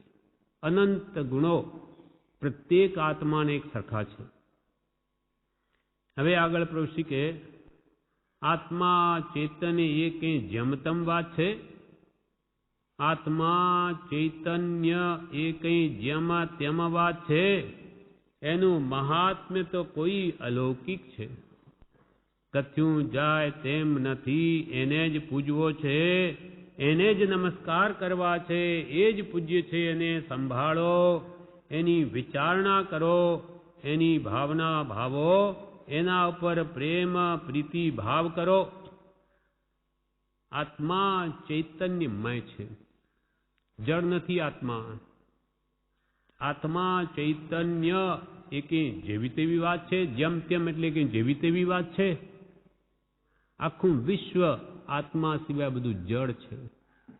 એક બાજુ જે કંઈ પણ દેખાય બધું જળ, અને એક બાજુ ચેતન દ્રવ્ય, જળ ચેતનાત્મક આખું વિશ્વ. એમાંથી ચેતન કાઢી નાખો, કાંઈ નહીં, બધું ભીત જેવું, પથરા જળ જેવું દેખા તો આ વિશ્વની કાંઈ કિંમત નથી. જે કંઈ પણ શોભા છે તે આ ચૈતન્યને લઈને છે. આપણા શરીરની શોભા પણ ચૈતન્ય આત્માને લઈને, આ ઝાડની શોભા પણ ચૈતન્ય આત્માને લઈને. પાંદડાઓમાં જીવો છે એટલે આ શોભે, ને ખરી જાય સુકાઈ જાય તો એ નહીં શોભે. પ્રત્યેક દ્રવ્યની શોભા ચૈતન્યને લઈને છે. એટલે પ્રભુ કે આ ચૈતન્ય જેમ તેમ વાત છે, એનું મહાત્મ્ય તો કોઈ અલૌકિક છે. પણ કથ્યું જાય તેમ નથી, એને જ પૂજવો છે, આત્માને જ પૂજવો છે, એને જ નમસ્કાર કરવા છે, એ જ પૂજ્ય છે. આ આખા વિશ્વમાં પૂજવા યોગ્ય વસ્તુ એક શુદ્ધ આત્મા પરમાત્મા. નિર્વિકાર નિરંજન પરમાત્મા એ સદૈવ પૂજ્ય છે. કેમ કે એમાં દોષનો અનંતાંશ નથી કર્મનો. માટે એ જ પૂજ્ય છે, એ જ નમસ્કાર કરવા યોગ્ય છે. એને સંભાળો. એવો આત્મા પ્રભુ કે તું જ છો. એને સંભાળો, એની વિચારણા કરો, એ આત્માની વિચારણા કરો, એની ભાવના ભાવો, આત્મ ભાવના ભાવો, એના ઉપર પ્રેમ પ્રીતિ ભાવ કરો. એ આત્મા ઉપર પ્રેમ કરો, એના ઉપર પ્રીતિ ભાવ લાવો. કેમ કે એ આત્મા અનંત ગુણનો પિંડ છે. આનંદગંજી ને પોતાને આત્મજ્ઞાનની પ્રાપ્તિ થઈ એટલે શાંતિનાથ ભગવાનના સવનમાં પોતે જ પોતાને નમસ્કાર કરે છે. એ ગાથા અહીંયા પ્રભુ શ્રીજી બોલ્યા છે બોધમાં. અહો યહો હું મુજને કહું. આનંદગંજી કહે છે કે અહો અહો આશ્ચર્ય છે, આશ્ચર્ય છે. હું મારી જાતને જ કહું છું, મને જ કહું છું. બીજા તો એના શુદ્ધ સ્વરૂપને કોણ ઓળખી શકે? એટલે પોતે જ પોતાને કહે છે. અહો યહો હું મુજને કહું, નમો મુજ નમો મુજ રે, નમો મુજ નમો મુજ રે. અમિત ફલદાન દાતારની, અમિત ફલદાન દાતારની, જે હાની ભેટ થઈ તુજ રે, જે હાની ભેટ થઈ તુજ રે. શાંતિ જીન એક મુજ વિનતી, શાંતિ જીને એક મુજ વિનતી. કે અહો અહો હું મુજને કહું કે નમો મુજ રે. મને નમસ્કાર કરો, મને નમસ્કાર કરો. કેમ કે અમિત ફલ દાન દાતારની જે હની ભેટ થઈ તું જ. હા, હું પોતે જ પોતાને નમસ્કાર, હા પોતે હું પોતાને મને જ નમું છું. કેમ કે એની જે અદ્ભુત આત્મદશા જે પ્રગટ થઈ અને જગતવાસી જીવો તો કોઈ સમજી ન શકે. અને એનું મહાત્મ્ય પોતાને લાગ્યું છે કે એવી અમિત ફળ દાન દાતા એવા પરમાત્મા સ્વરૂપની તને પ્રાપ્તિ થઈ. એવા પરમાત્માને પોતે નમસ્કાર કરે છે, પોતે પોતાને. અમિત ફળ દાન દાતારની જેહની ભેટ થઈ તુજ, એવા પરમાત્માનો સાથે તારો ભેટો થયો, માટે હું જ મને કે નમસ્કાર કરું છું. આ અંતરાત્મદશા જો પોતે નહીં જણાવે તો આપણે જાણી શકીએ જ નહીં. કર્યા છે. હા, અને અમે પરમાત્મા સ્વરૂપ થયા છે. 680માં પત્રમાં કહ્યું નહીં. હા, હવે આવી અંતરંગ આત્મદશા જો જ્ઞાની ન બતાવે તો કોણ જાણી શકે? કાંઈ ખબર ન પડે. એટલા માટે આ મહાત્મા પુરુષો આનંદગંજી જેવા કંઈ અભિમાનથી લખતા નથી, પણ આ જગતવાસી જીવોને અમારી અંતર આત્મદશાનું ધ્યાન જ ના આવે, ઓળખી જ ન શકે. એટલે સહેજે અત્યંત આનંદમાં એ પોતાના શુદ્ધ આત્મા પદને નમસ્કાર કરે છે. એવી રીતે કૃપાલદેવ પણ કે આ અંતર ચિતા હૃદય પ્રદર્શિત કરવાની પ્રેરણા કરે છે. આ કંઈ અમે પરમાત્માપણાના અભિમાનથી આ લખ્યું નથી, પણ અમારું હૃદય આવું અંદરથી કહે છે કે તું તારી અંતર આત્મદશાને જણાવ, એટલે આ બહાર આવ્યું છે. નિષ્કારણ કરુણાશીલતાથી એ કહ્યું. તેમ અહીંયા પણ એ બતાવ્યું આનંદગંજીએ. પછી પ્રભુશ્રી એના પર કે આત્માને લઈને બધું છે, આત્માને લઈને બધું છે. તે ન હોય તો કોઈ પૂજા સત્કાર માન મોટાઈ આપે નહીં, પણ 3.5 હાથ જમીનમાં બાળી મૂકે. આત્મા જ્યાં સુધી આપણા શરીરમાં છે ત્યાં સુધી એને કોઈ બોલાવે કે પૂજા સત્કાર વગેરે કરે, માનપાન આપે કે મોટાઈ આપે, પણ આત્મા આમાંથી ચાલ્યો ગયો તો આ શરીરમાંથી પછી કોઈ એને માનપાન ના આપે, પછી તો એને 3.5 હાથની જમીનમાં બાળી મૂકે. એટલે મહાત્મ્ય કોનું? આત્માનું હતું. આત્મા હતો ત્યાં સુધી બધી પૂછ હતી, આત્મા ગયો કે કાંઈ નહીં. એટલે આત્માથી સૌ હીન. કૃપાલ કે આ જગતમાં આત્માથી બધી હીન વસ્તુઓ છે, અને તે તો પ્રભુએ આપ્યો, વર્તું ચરણાધીન. આપે એ ભગવાન આત્મા તો આપે જ આપ્યો, એના બદલામાં હું આપને શું આપી શકું? તો કે આપના ચરણને આધીન વર્તું, આપની આજ્ઞાધીન. એ સિવાય મારી પાસે આપે જે આત્મા આપ્યો એનો બદલો આપવાનો મારી પાસે કાંઈ નથી. કેમ કે સૌથી શ્રેષ્ઠ વસ્તુ આત્મા છે ને, એ તો આપે જ મને આપી. એ એની ભાન કરાવ્યું, એની ઓળખાણ કરાવી, એ આપ્યા સમાન છે. આત્માને લઈને બધું છે. તે ન હોય તો કોઈ પૂજા સત્કાર માન મોટાઈ આપે નહીં, પણ 3.5 હાથ જમીનમાં બાળી મૂકે. આવું જેનું અચિંત્ય તો મહાત્મ્ય છે. આવું આત્માનું અચિંત્ય ચિંતવીમાં પણ ન શકાય તેવું મહાત્મ્ય છે. અને જે સર્વને જાણવામાં માનવામાં પહેલો છે, સર્વ વસ્તુ ને જાણવામાં માનવામાં પહેલો આત્મા. આત્મા તે સ્વપર પ્રકાશક છે. આત્મા ન હોય તો કોઈ પણ પદાર્થનું સ્વરૂપ ન જણાય. એટલે પ્રભુશ્રી કહે તે સર્વ વસ્તુને જાણવામાં માનવામાં પહેલો છે, એવો પોતાનો આત્મા તે પડી મૂક્યો. તેને સંભાળ્યો નહીં, તેના ઉપર ભાવ પ્રેમ પ્રીતિ કરી નહીં, અને મિથ્યા માયાના પ્રસંગોમાં પ્રેમ કર્યો. એવો જે અચિંત્ય ચિંતામણી સ્વરૂપ જે પોતાનો આત્મા જ છે, અનંત ગુણનો ધણી અને શક્તિનો ધણી, તેને તો કે સંભાળ્યું નહીં, એની વિચાર પણ નહીં કર્યો, એની સંભાળ પણ નહીં લીધી, અને તેના ઉપર ભાવ પ્રેમ પ્રીતિ કરી નહીં, અને મિથ્યા માયાના પ્રસંગોમાં પ્રેમ કર્યો. જગતના ખોટા મિથ્યા નાશવંત પદાર્થોમાં આ જીવે પ્રેમ કર્યો. જ્યાં કરવો હતો ત્યાં નહીં કર્યો, અને નહીં કરવો હતો ત્યાં કર્યો. એમ નવા પરણેલા વર વહુ હોય તેને મનમાં એકબીજા ઉપર પ્રેમ વધતો જાય છે, પ્રેમની ઉર્મિઓ ભરાય છે. એ તો માયાનું સ્વરૂપ છે, બંધનનું કારણ છે. પણ તેવો પ્રેમ, તેવી રુચિ, તેવી ઉર્મિઓ આત્મા ઉપર આવી નહીં. કે નવા પરણેલા વર વહુ હોય તો એકબીજા પ્રત્યે એમનો પ્રેમ જેમ વધતો જાય, પ્રેમની ઉર્મિઓ ભરાય. આ તો બધું માયા મોહનું સ્વરૂપ છે, જેથી કર્મ બંધન થાય. પણ તેવો જ પ્રેમ, તેવી જ રુચિ, તેવી ઉર્મિઓ આત્મા ઉપર નહીં આવી. પોતાના 389 ઉપદેશ સંગ્રહ 3 પ્રભુશ્રી કહે, जैसी प्रीति हराम की तैसी हर पर होय, चलो जाए वैकुंठ में पल्लो न पकड़े कोई. जैसी प्रीति हराम की, 5 इंद्रियना विषयों जे प्रीति है ते हरामनी प्रीति है. दुख आपनार छे, दुर्गति में लई जनार छे. जैसी प्रीति हराम की तैसी हर पर होय, तेवो प्रेम जो हर एटले हरि परमात्मा प्रत्ये होय तो चलो जाए वैकुंठ में. 5 इंद्रियना विषयों प्रत्ये जेवो प्रेम तेवो जो सत्पुरुष प्रत्ये होय, एना गुणों प्रत्ये होय तो वैकुंठ में चाल्यो जाए. मुक्ति ने मेळवी दे एटलो प्रेम सत्पुरुष प्रत्ये आवे तो पल्लो न पकड़े कोई, एनो कोई पल्लो न पकड़े. पल्लो पकड़नार कोई नहीं. આવી રીતે ભક્તિ સત્પુરુષ પ્રત્યે પ્રગટે તો એને કોઈ ખાળનાર નથી, કોઈ રોકનાર નથી.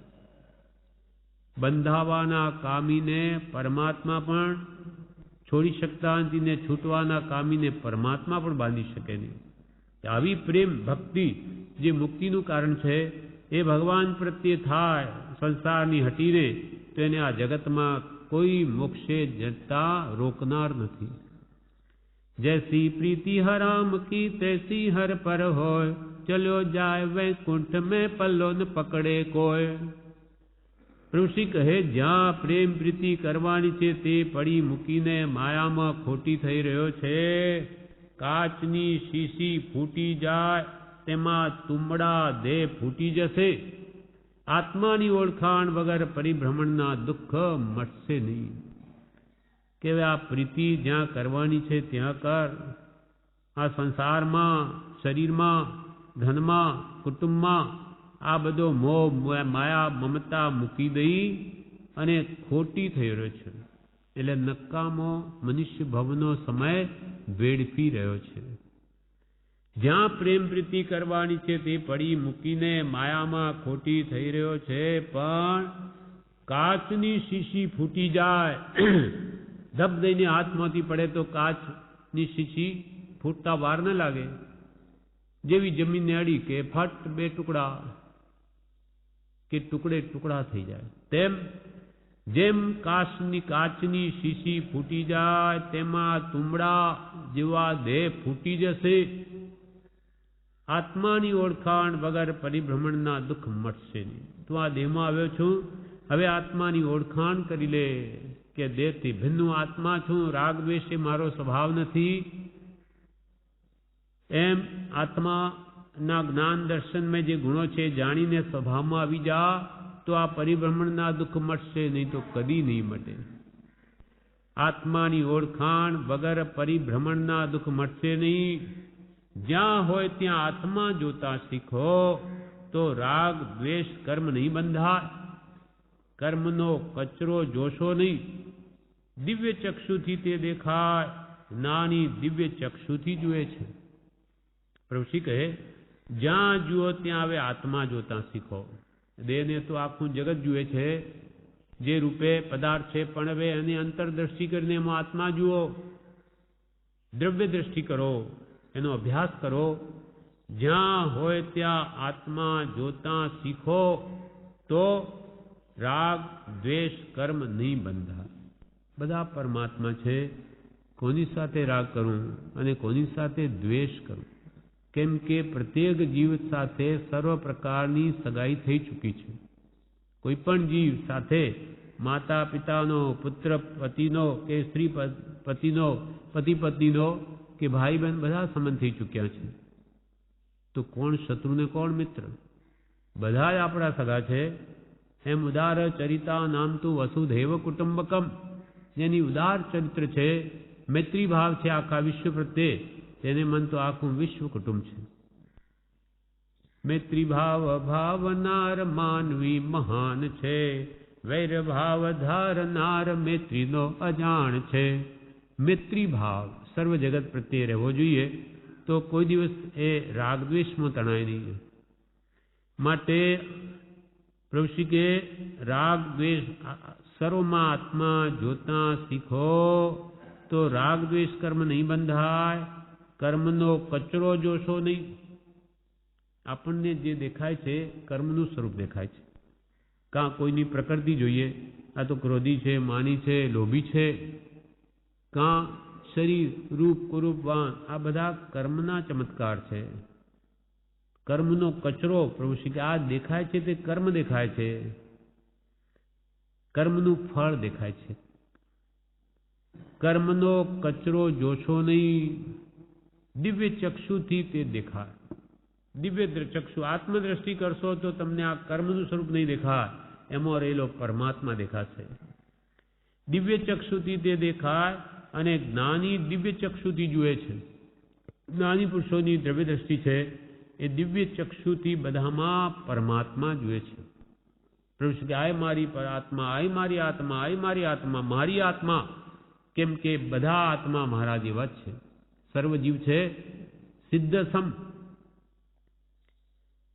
ફરી એક ગાથા 57માંથી પ્રભુ શ્રી બોલ્યા, પ્રવચનયાંજન જો સદગુરુ કરે, પ્રવચનયાંજન જો સદગુરુ કરે, દેખે પરમા નિધાન જિનેશ્વર, દેખે પરમા નિધાન જિનેશ્વર, હૃદય નયન નિહાળે જગધણી, હૃદય નયન નિહાળે જગધણી, મહિમા મેરુ સમાન જિનેશ્વર, મહિમા મેરુ સમાન જિનેશ્વર, ધર્મ જિનેશ્વર ગાઉં રંગ શું.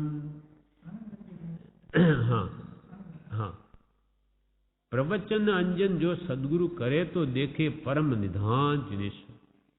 પ્રકૃષ્ટ પ્રવચન, પ્રકૃષ્ટ વચન રૂપ અંજન એટલે જ્ઞાની એને ગુરુગમ આપે, એ એવું અંજન કરે કે એને પરમ નિધાન દેખાય. જ્ઞાની પુરુષના બોધના બળે એનો આત્મા જો પરિણમી ગયો, એ બોધ એનામાં પરિણમી ગયો તો એની દ્રષ્ટિ દિવ્ય બની ગઈ. ગુરુગમથી એની દ્રષ્ટિ દિવ્ય બની જાય છે. એટલે પ્રવચન અંજન જો સદગુરુ કરે તો, પણ સદગુરુ પણ ક્યારે કરે? જ્યારે જીવમાં એવી યોગ્યતા હોય તો, નહીં તો કેવી રીતે ગુરુગમ આપે? બ્રહ્મચારીને પણ અહીંયા આવ્યા પછી પ્રભુની સેવામાં કાયમ બધું છોડીને રહ્યા, સર્વ સમર્પણની ભાવના કર્યા પછી 6 વર્ષ પછી ગુરુગમ આપી છે. 7 વર્ષ પછી કેટલી બધી યોગ્યતા આવે છે, ત્યારે ગુરુ એને એવી ગમ આપે, સમજ આપે કે એને જ્ઞાન થઈ જાય. જેમ પ્રભુશ્રીને કૃપાળદેવે કરાવ્યું આ વસોમાં, એવી યોગ્યતા આવ્યે જ તે અપાય છે. એમ અહીંયા કહ્યું, પ્રવચન અંજન જો સદગુરુ કરે તો દેખે પરમ નિધાન. પરમ નિધાન જેવો શુદ્ધ આત્મા તે દેખે, એનો અનુભવમાં આવી જાય. દેખે એટલે અનુભવે. આ કંઈ રૂપી પદાર્થ નથી કે દેખાય, એ તો અનુભવ ગોચર માત્ર રહ્યું તે જ્ઞાન. જો પણ સદગુરુ એને યોગ્ય ગણીને એ પ્રવચન રૂપી આંખમાં એવું અંજન કરે તો તે પરમ નિધાન સ્વરૂપ તેવા શુદ્ધ આત્માનો અનુભવ કરી શકે. અને હૃદય નયન નિહાળે જગધણી, તેના હૃદયમાં નિહાળે કોને? જગધણી, જગતનો જે ધણી છે એવો પરમાત્મા, તેના શુદ્ધ સ્વરૂપને એ પરમાત્માની અંદરમાં નિહાળે. એને મહિમા મેરુ સમાન છે. એવો જે આત્માનો અનુભવ, તેનો મહિમા મેરુ પર્વત જેવો છે. એટલે કે અત્યંત મહાન છે. જે અનંત કાળમાં એ આત્માનો અનુભવ થયો નહીં, તે સત્પુરુષની અનન્ય ભક્તિ અથવા ભક્તિ ઉપશમ, ત્યાગ વૈરાગ ઉપશમ ને ભક્તિ, એ ચારે ગુણો આપીએ. જ્યારે યોગ્યતા આવે ત્યારે જ્ઞાની ગુરુ એને આત્મા આપે અને એ પરિણમી ગઈ અને ભગવાનના દર્શન થઈ જાય હૃદયમાં. અને એની મહિમા તો અચિંત્ય છે, મેરુ સમાન છે એ કહ્યું, પણ ચિંતવી પણ ન શકાય એવું છે. કેમ કે કોઈ કાળે આપણે આત્માનું સુખ જોયું નથી, એટલે આપણને ક્યાંથી ખ્યાલ આવે? એટલે જ્ઞાની કે ભાઈ અચિંત્ય તારા ચિંતવનમાં નહીં આવે, એ તો અનુભવ ગોચર જ છે, એ અનંત સુખ છે, એ તો અનુભવે જ ખ્યાલમાં આવે. પ્રવચન અંજન જો સદગુરુ કરે, દેખે પરમ નિધાન જીનેશ્વર, હૃદય નયન નિહાળે જગધણી, મહિમા મેરુ સમાન જીનેશ્વર. ઋષિ કહે હૃદય નેત્રે નિહાળે, હૃદય નેત્રમાં આત્માને કે પરમાત્માને નિહાળે તો ઠામ ઠામ નિધાન આત્મા દેખાય. પોતાના અંતરમાં જ્યાં ભેદ પડી જાય દેહને આત્માનો અને આત્મજ્ઞાન થાય ત્યાં પ્રભુશ્રી કે ઠામ ઠામ નિધાન. એની દ્રષ્ટિ જ્યાં પડે ત્યાં નિધાન જ છે, એને આત્મા જ દેખાય. દેહાભિમાને ગલિતે વિજ્ઞાતે પરમાત્મની યત્ર યત્ર મનોયાતિ તત્ર તત્ર સમાધે. દેહાભિમાન ગળી જઈને જેને આત્માનું ભાન થયું, જ્ઞાન થયું, દેહાભિમાને ગલિતે વિજ્ઞાતે પરમાત્મની, જેને પરમાત્માનું સ્વરૂપ વિજ્ઞાન થઈ ગયું, વિશેષપણે જાણી લીધું, તેનું મન યત્ર યત્ર મનોયાતિ તત્ર તત્ર સમાધે. એનું મન જ્યાં જ્યાં જાય છે ત્યાં ત્યાં એને સમાધિ જ છે. એ જ ભાવ અહીંયા પ્રભુશ્રી કહ્યો કે એ તો હૃદય નેણે નિહાળે તો ઠામ ઠામ નિધાન આત્મા દેખાય. મોટા વ્રત પચખાણ લઈને બેઠા છે પણ ઉર્મી જાગી નહીં, જંખના ભાવ પ્રેમ રુચિ તે થઈ નહીં. આ જગતમાં મોટા વ્રત અને પચખાણ લઈને કેટલાય બેઠા છે. સાધુ મહાત્માઓ પંચ મહાવ્રત લઈને બેઠા, પણ આવા આત્માને ઓળખવાની ઉર્મી જ જાગી નથી. મોટા વ્રત પચખાણ લઈને બેઠા છે પણ ઉર્મી જાગી નહીં, જંખના ભાવ પ્રેમ રુચિ તે થઈ નહીં. આત્માને ઓળખવાની, એનો અનુભવ કરવાની, જે પરમાત્મા સ્વરૂપ છે આપણો આત્મા, એની ખરેખર જોઈએ એવી જંખના જ જાગી નથી.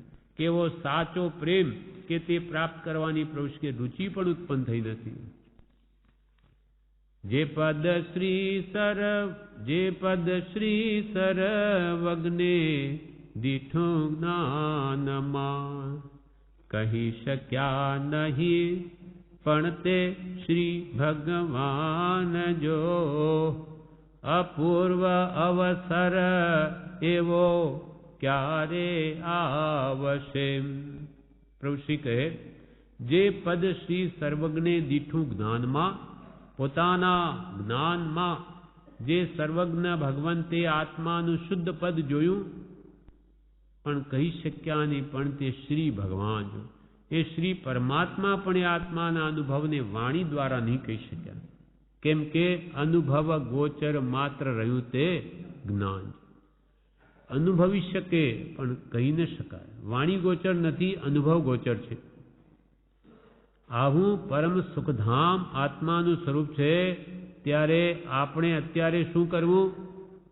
પ્રભુશ્રી કહે આવું સુખનું ઘર એ પોતાનું સ્વરૂપ છે, જે પોતે જ એનું સુખ સ્વરૂપ છે અને સુખ શોધે છે બહાર. આવું પરમ સુખધામ આત્માનું સ્વરૂપ છે, ત્યારે આપણે અત્યારે શું કરવું? આવું જે આપણા આત્મામાં અનંત સુખ રહેલું છે, જેનું આપણને ભાન નથી, તો હવે અત્યારે કરવું શું? કેવી રીતે એ સુખ પ્રાપ્ત કરવું? એનો ઉપાય શું? આવું પરમ સુખધામ આત્માનું સ્વરૂપ છે, ત્યારે આપણે અત્યારે શું કરવું? તો પ્રભુશ્રી કહે પહેલા તો શ્રદ્ધા કરવી, કે હું પરમાત્મા છું એની પહેલા શ્રદ્ધા કરો. એ જ એને થતું નથી કે હું આત્મા છું ને અપ્પા સો પરમપ્પા, આત્મા જ પરમાત્મા છે, હું નિશ્ચય ને મૂળ સ્વરૂપે હું પરમાત્મા જ છું, એનો પહેલા કે નિશ્ચય કરો. તો પછી એ પરમાત્મા સ્વરૂપ પ્રગટાવવા માટેની કંઈ યોજના કે પુરુષાર્થ કે ઉપાય શોધે. પણ એને તો હું દેહ જ છું, ઊંડે ઊંડે તો એ જ પડ્યું છે, એને આત્મભાવ જોઈએ દ્રઢ થયો નથી. એટલે એના ઉપાયમાં પ્રભુશ્રી કહે છે કે ભલે પોતાનું અને સુખ સ્વરૂપ છે, પણ હવે અત્યારે શું કરવું તેને મેળવવા માટે? તો કે શ્રદ્ધા. શ્રદ્ધા પરમ દુલ્હા ભગવાનનું વચન છે કેળ બાંધીને તૈયાર થઈ જઈ નાચી કૂદીને પણ એક શ્રદ્ધા પકડ કરી દો, પછી જપ તપ ત્યાગ વૈરાગ બધું થશે. સૌથી પહેલી શ્રદ્ધા એ બહુ મોટી વાત છે, મહાભાગ્ય છે તેને તે થશે. પહેલા તો હું પોતે સહજાત્મ સ્વરૂપ છું, મારા પરમ ગુરુ જેવો, પંચ પરમેશ્વરી જેવો કે પરમ કૃપાળુ દેવના શુદ્ધ સ્વરૂપ જેવો હું પણ છું. પહેલા નક્કી કરો, એના માટે જ આ સ્મરણ આપ્યું. એમ શ્રદ્ધા અને ભગવાન મહાવીરનું આ પરમ વિચારની વાક્ય છે. પરમ શ્રદ્ધા પરમ દુલ્હા. આપણે કહીએ આપણને શ્રદ્ધા છે જ ને, આ દેહતીબુનો આત્મા જ છું, પણ એ કહેવા માત્ર છે, ખરેખર જ્ઞાની સ્વીકારતા નથી. હજુ ઘણો ભાવ આત્મવિચાર કરીને દ્રઢ કરવાનો છે કે દેહથી ભિન્ન આત્મા જ છું, દેહ મારું સ્વરૂપ છે જ નહીં, કેમ કે એ તો નાશ પામવાનો છે અને હું કોઈ કાળે નાશ પામ્યો નથી. હું મરવાના સ્વભાવવાળો જ નથી. મરવાના સ્વભાવવાળો હોત તો આગલા ભૂમાં મરી ગયો હોત, નથી મર્યો, માટે હું આ ભૂમાં મરવાનો નથી જ. એમ દ્રઢ એને થાય કે આત્મા છું ને નિત્ય છું વગેરે. એમ શ્રદ્ધા પણ પરમ દુલ્હા. ભગવાન તીર્થંકરો તો કે આ શ્રદ્ધા પરમ દુર્લભ છે ને આપણે કહીએ અમને છે, તો જ્ઞાન કેમ નહીં થયું? સાચા દેવગુરુ ધર્મની યથાર્થ શ્રદ્ધા હોય તો હજુ જ્ઞાન થતું કેમ નથી? ક્યાંય ખામી છે. ભગવાનનું આ વચન છે, કેળ બાંધીને તૈયાર થઈ જઈ નાચી કૂદીને પણ હવે એક શ્રદ્ધા પકડ કરી દો. ભગવાન મહાવીરનું આ પરમ વિચારની વાક્ય છે. એટલે કૃપા પ્રભુશ્રી કહે કે હવે તમે પણ એક નાચી કૂદીને, અર્થાત નાચનું કૂદવું એમ નહીં, કહેવાનો ભાવ કે યેન કેન પ્રકારેણ, કોઈ પણ રીતે ભક્તિથી સ્વાધ્યાયથી કોઈ પણ રીતે તમે હવે આત્માની શ્રદ્ધા કરી. કેળ બાંધીને તૈયાર થઈ જઈ નાચી કૂદીને પણ એક શ્રદ્ધા પકડ કરી દો. અને એ શ્રદ્ધા જો આત્માની અસ્તિત્વની કે નિત્યપણાની થઈ ગઈ તો પછી આગળ બધું થશે. ત્રીજું પદ આત્મા કરતા આવશે, ચોથું પદ આત્મા ભોગતા આવશે. એટલે પછી એને મારે કર્મ કરવા નથી કે જેના ફળ મને ભોગવા પડે, એટલે પછી જપ તપ ત્યાગ વૈરાગ બધું કરશે. પછી એની શ્રદ્ધા પકડ કરી દો, પછી જપ તપ ત્યાગ વૈરાગ બધું થશે. પહેલા શ્રદ્ધા કરો 6 પદની, તો પછી બધું જ આવશે. પછી જપ તપ ત્યાગ વૈરાગ્ય બધું થશે. પણ સૌથી પહેલી શ્રદ્ધા એ બહુ મોટી વાત છે. આ બધો સત્પુરુષનો બોધ છે તે શ્રદ્ધા કરવા માટે જ છે. તત્વ જાણે તો શ્રદ્ધે, એટલે આ સમ્યક જ્ઞાન કારણરૂપ સમ્યક જ્ઞાન છે કે દેહથી ભિન્ન આત્મા છે, આવી રીતે કર્મંધાર, આવી રીતે જીવ નરકમાં જાય કે દેવલોક દેવગતિ થાય, મુક્તિના ઉપાય વગેરે એ બધું આ સત્પુરુષના બોધથી જણાય છે. એથી શ્રદ્ધા આવે છે. મિથ્યા માન્યતાઓનો ભંગ થાય છે, તૂટે છે, અને જેમ છે તેમ પદાર્થના સ્વરૂપનું જ્ઞાન થાય છે. એટલે પ્રભુશ્રી કે સૌથી પહેલા શ્રદ્ધા એ બહુ મોટી વાત છે, પણ મહાભાગ્ય હશે તેને તે થશે. અનંતકાળના પરિભ્રમણમાં હજુ જ્ઞાનીઓ સ્વીકારે તેવી શ્રદ્ધા થઈ નથી. હવે કોઈ મહાભાગ્ય તમારો ઉદય થયો હોય તો કે છે થશે, નહીં તો નહીં થાય. મહાભાગ્ય છે તેને તે થશે.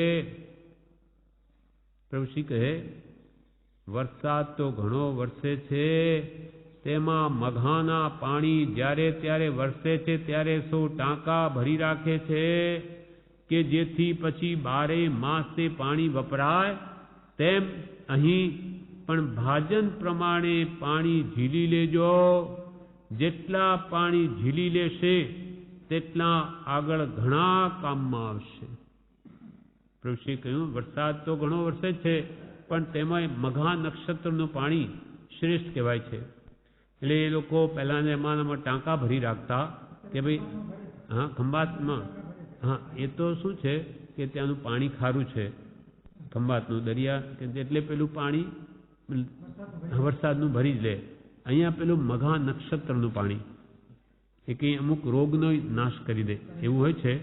એટલે કે અહીંયા મઘાના જળ જેવું આ બોધ જળ વરસે છે. કહેવાનો આશય પ્રશ્ન કે જેમ મઘાના પાણી જ્યારે વરસે ત્યારે સૌ ટાંકા ભરી રાખે, જેથી બારે માસે પાણી વપરાય, તેમ અહીં ભાજન પ્રમાણે પાણી ઝીલી લેજો. બોધરૂપી પાણી, બોધરૂપી પાણી, આ વરસાદ વરસે છે બોધનો, તમે આ પાણી તમારી શક્તિ પ્રમાણે ઝીલી લેજો. તો અને જેટલું પાણી ઝીલી લીધા હશે, જેટલા પાણી તેટલા આગળ ઘણા કામમાં આવશે.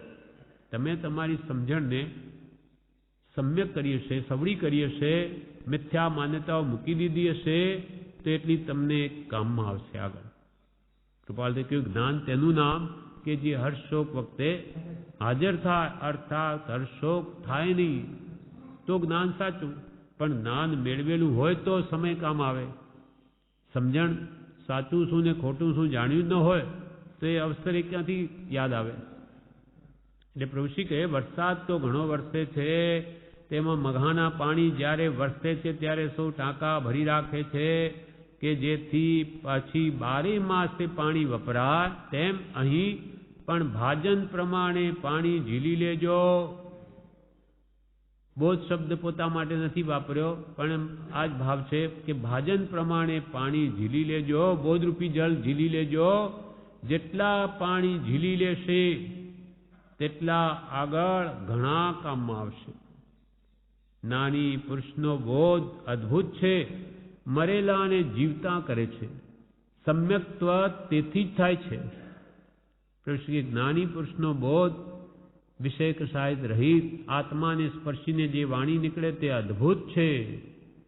જ્ઞાની પુરુષનો બોધ અદ્ભુત છે, મરેલાને જીવતા કરે છે. એટલે મરી ગયો એને જીવતા કરે એનો આશય કે જે પુરુષાર્થહીન હોય, મરેલા જેવો, એનો આત્મ પુરુષાર્થ વધારે છે. અનાદિકાલથી આત્મ પુરુષાર્થમાં મરેલા જેવો જ છે. આત્મા માટે કંઈ કરતો નથી, એને પણ ઊભો કરે કે હવે આત્માનો કંઈ હિત કર, નહીં તો દુર્ગતિમાં ચાલ્યો જઈશ, ખોટી ગતિમાં, નરકની ગોદાદી, ચેતી જા. એટલે એવો બોધ કોઈ પણ રીતે કરે કે આત્મા બેઠો થઈ જાય કે હા મારે પણ આત્મહિત કરવું જ જોઈએ, નહીં તો હું કઈ ગતિમાં જઈશ.